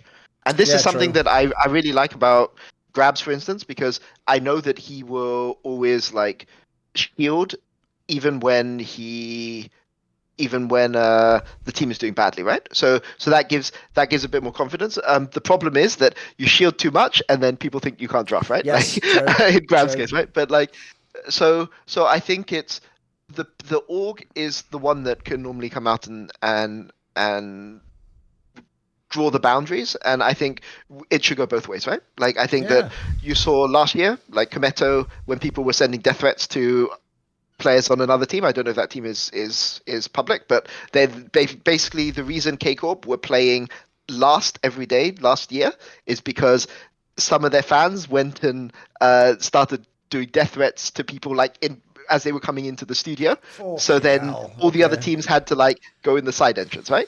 And they don't do it anymore, right? K-Corp fans don't do it anymore. But what it took was Kometo coming out and saying, behave better, right? Or like be better or something. I don't know. It was in French. I don't know exactly what was being said. But then it stopped, right? But there are not that many orgs that would go out and they would just say, "Oh, this is just what some of our crazy." No, a lot of people would just ignore it for sure. Yeah. Yeah, exactly. Right. So you have to. Yeah, that's true. Do that, right? Right. So I think it goes both ways, right? Like it goes, players should do it more, but also we should call out bad behavior and when you go too far past what. By the way, I'll throw one last thing out, which is you can also do, they've started to do it a little bit on LEC. Why no one figured out years ago? We all watched OGN Champions, right? And LCK back in the day. They are the masters, because obviously a Korean would never just with an open mic go, let me just volunteer that I think my opposing ADC is shit and he is a loser and will never be They never say that. So what they do is they make that intentional, like, this is a safe space where you trash talk before the finals. And it's like the black background in a studio. And then it's them like, well, I guess Faker came up when I was only 12, so I will treat him like a young guy in this fight. Like, it's not even that good, their trash talk, but it's like in that area where, because you're allowed to do it, we all know they're not really like just doing it for no reason. They've even been told, like, say something, come on, say something about him having the championship, you not. Like, if we also did that on it, I feel like that could also help as well. So, because sometimes when people do it on Twitter, I do think that makes people think it's a feeding frenzy and everyone can just come in and go, hey, look, bro, you don't know him or whatever. But if it was on the broadcast and it's like, right, Jojo, Humanoid says, is there anything you'd like to say to him? Like, that's a bit of an obvious setup. We can surely see where this is going. You know what I mean? Yeah, exactly. Yeah. Right. I think the social media thing and so on. I have also big opinions on this because I've coached many people, and when I talk with Matti and so on, obviously there was a lot of difficulties there. Exile as well was like the best German mid laner together with Paul Evil and one IEM and so on, and a lot of them just quit. So what I can say for sure is that if people meet a lot of hostility in like their safe space because they really like gaming is an escape for a lot of people where you can find people that are like-minded, are also interested, you get to talk and so on and so forth, and you're building all of this up, and then suddenly you get interested into esports and you're like, hey, I'm gonna support this kind of guy because he's playing Jax, I'm playing Jax, he's playing really well, and he's kind of funny. Then if you see him write something or like somebody is like playing against them or whatever, and suddenly there's like this list of like, that's the worst person and this is shit and you're terrible, and then you're supporting him, and then somebody's like, how can you say that about this? Clearly he doesn't give a shit. Where you're like, there's a lot of hostility. I think it just turns people away. So they will just clearly not care anymore about the entire space just because they don't care about what you wrote in like a hostile way or in a non-engaging way. Like in the end, it's entertainment, and if it doesn't speak to the people, like this kind of aggressiveness just doesn't speak to gamers in general. I think that's more like hooligan, like aggressive like behavior. And I do like this kind of friendly banter. Like that's really, really cool. And somebody coming in like being super delusional, like, hey, I'm gonna beat everybody. Like the easiest fucking league in the world, LEC, more like losers European championships. And then you're like, okay, that's kind of fucking funny. But then if people take it like personal for some reason, even though it's not even like, about them, and then they put it on this like, this person, Felix or whoever said it, and he is the opinion, and because he hates League of Legends, he must hate humans. Like, it's like, you're taking everything out of context way too hard. I don't want to associate with that, and they're just leaving esports. And yeah, I mean, I think that's just like we're losing the people that I think we want to keep the most, which are the people that are like open to discussion, like very interested, love gaming, like love the game and so on and so forth. And it slowly gets replaced by all of this like people that really want to engage with this toxicity. Now, I don't think that the people are that reasonable in many cases. So even if you're speaking with reason, it's like very, very difficult. So I think that like if Peter speaks or Thorin you speak and you're trying to educate in those areas, I think that's a good effort, and I think that helps to keep the people that are actually like very worthwhile to keep around. And we have those, right? And unicorns love as well. Like nothing is better after you had a tough experience. You have 30 fans. They come to you and they say, "Hey, I support what you're doing. I understand you're at the bottom. You think you might lose your job and might need to do something, but you like kind of help me through this tough time, or you're like an awesome person I'm looking forward to, or you're fucking funny. Keep doing what you're doing." I think like if we could have that kind of support, like we're all just living and trying to get through this.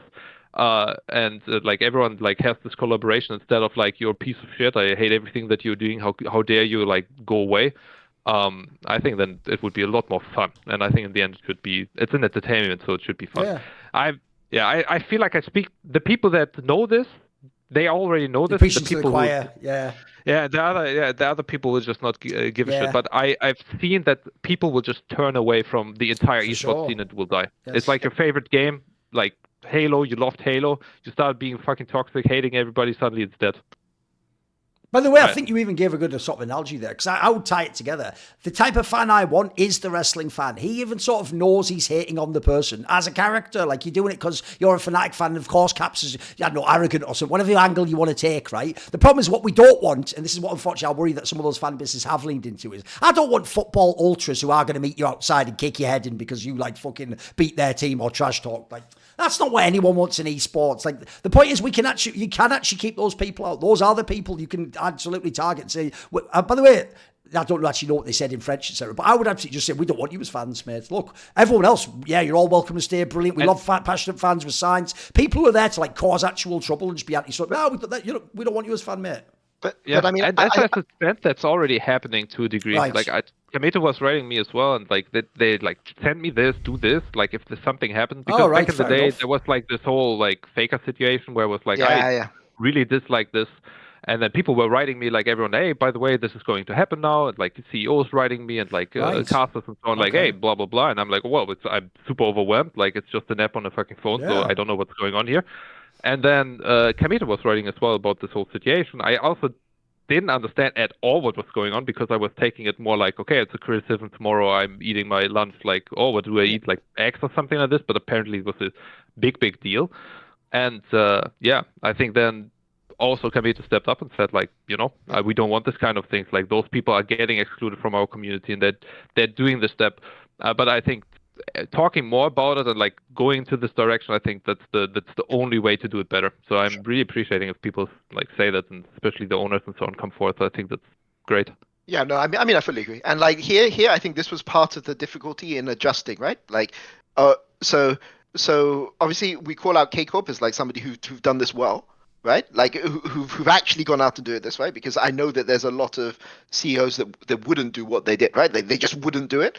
But it's also part of the adaptation, right? Like having Faker, like maybe if you're a new fan to League of Legends, you don't know Faker, right? You don't know Faker's legacy, you don't know what he is, right? So you do it, and then you get called out for it, and then now you know for the future, and you change your behavior, right? Because as far as I know, after they were called out for it, there were no more death threats, right? Like K-Corp don't have to play last every single day, right? It wasn't because of viewership, right? Like fans think it was for viewership, but it wasn't for that. It was about safety, even though the thing was said as a joke, right? It's if you say that in front of a security guard, the security guard can't, like, he has to take it seriously, right? Even of course, blatantly joking. Of course, because it shouldn't be said as a joke, even, right? Yeah, it shouldn't be said as a joke. But my point is that other orgs should do what they do, right? And that's what I would say for that. That's my point. Yeah.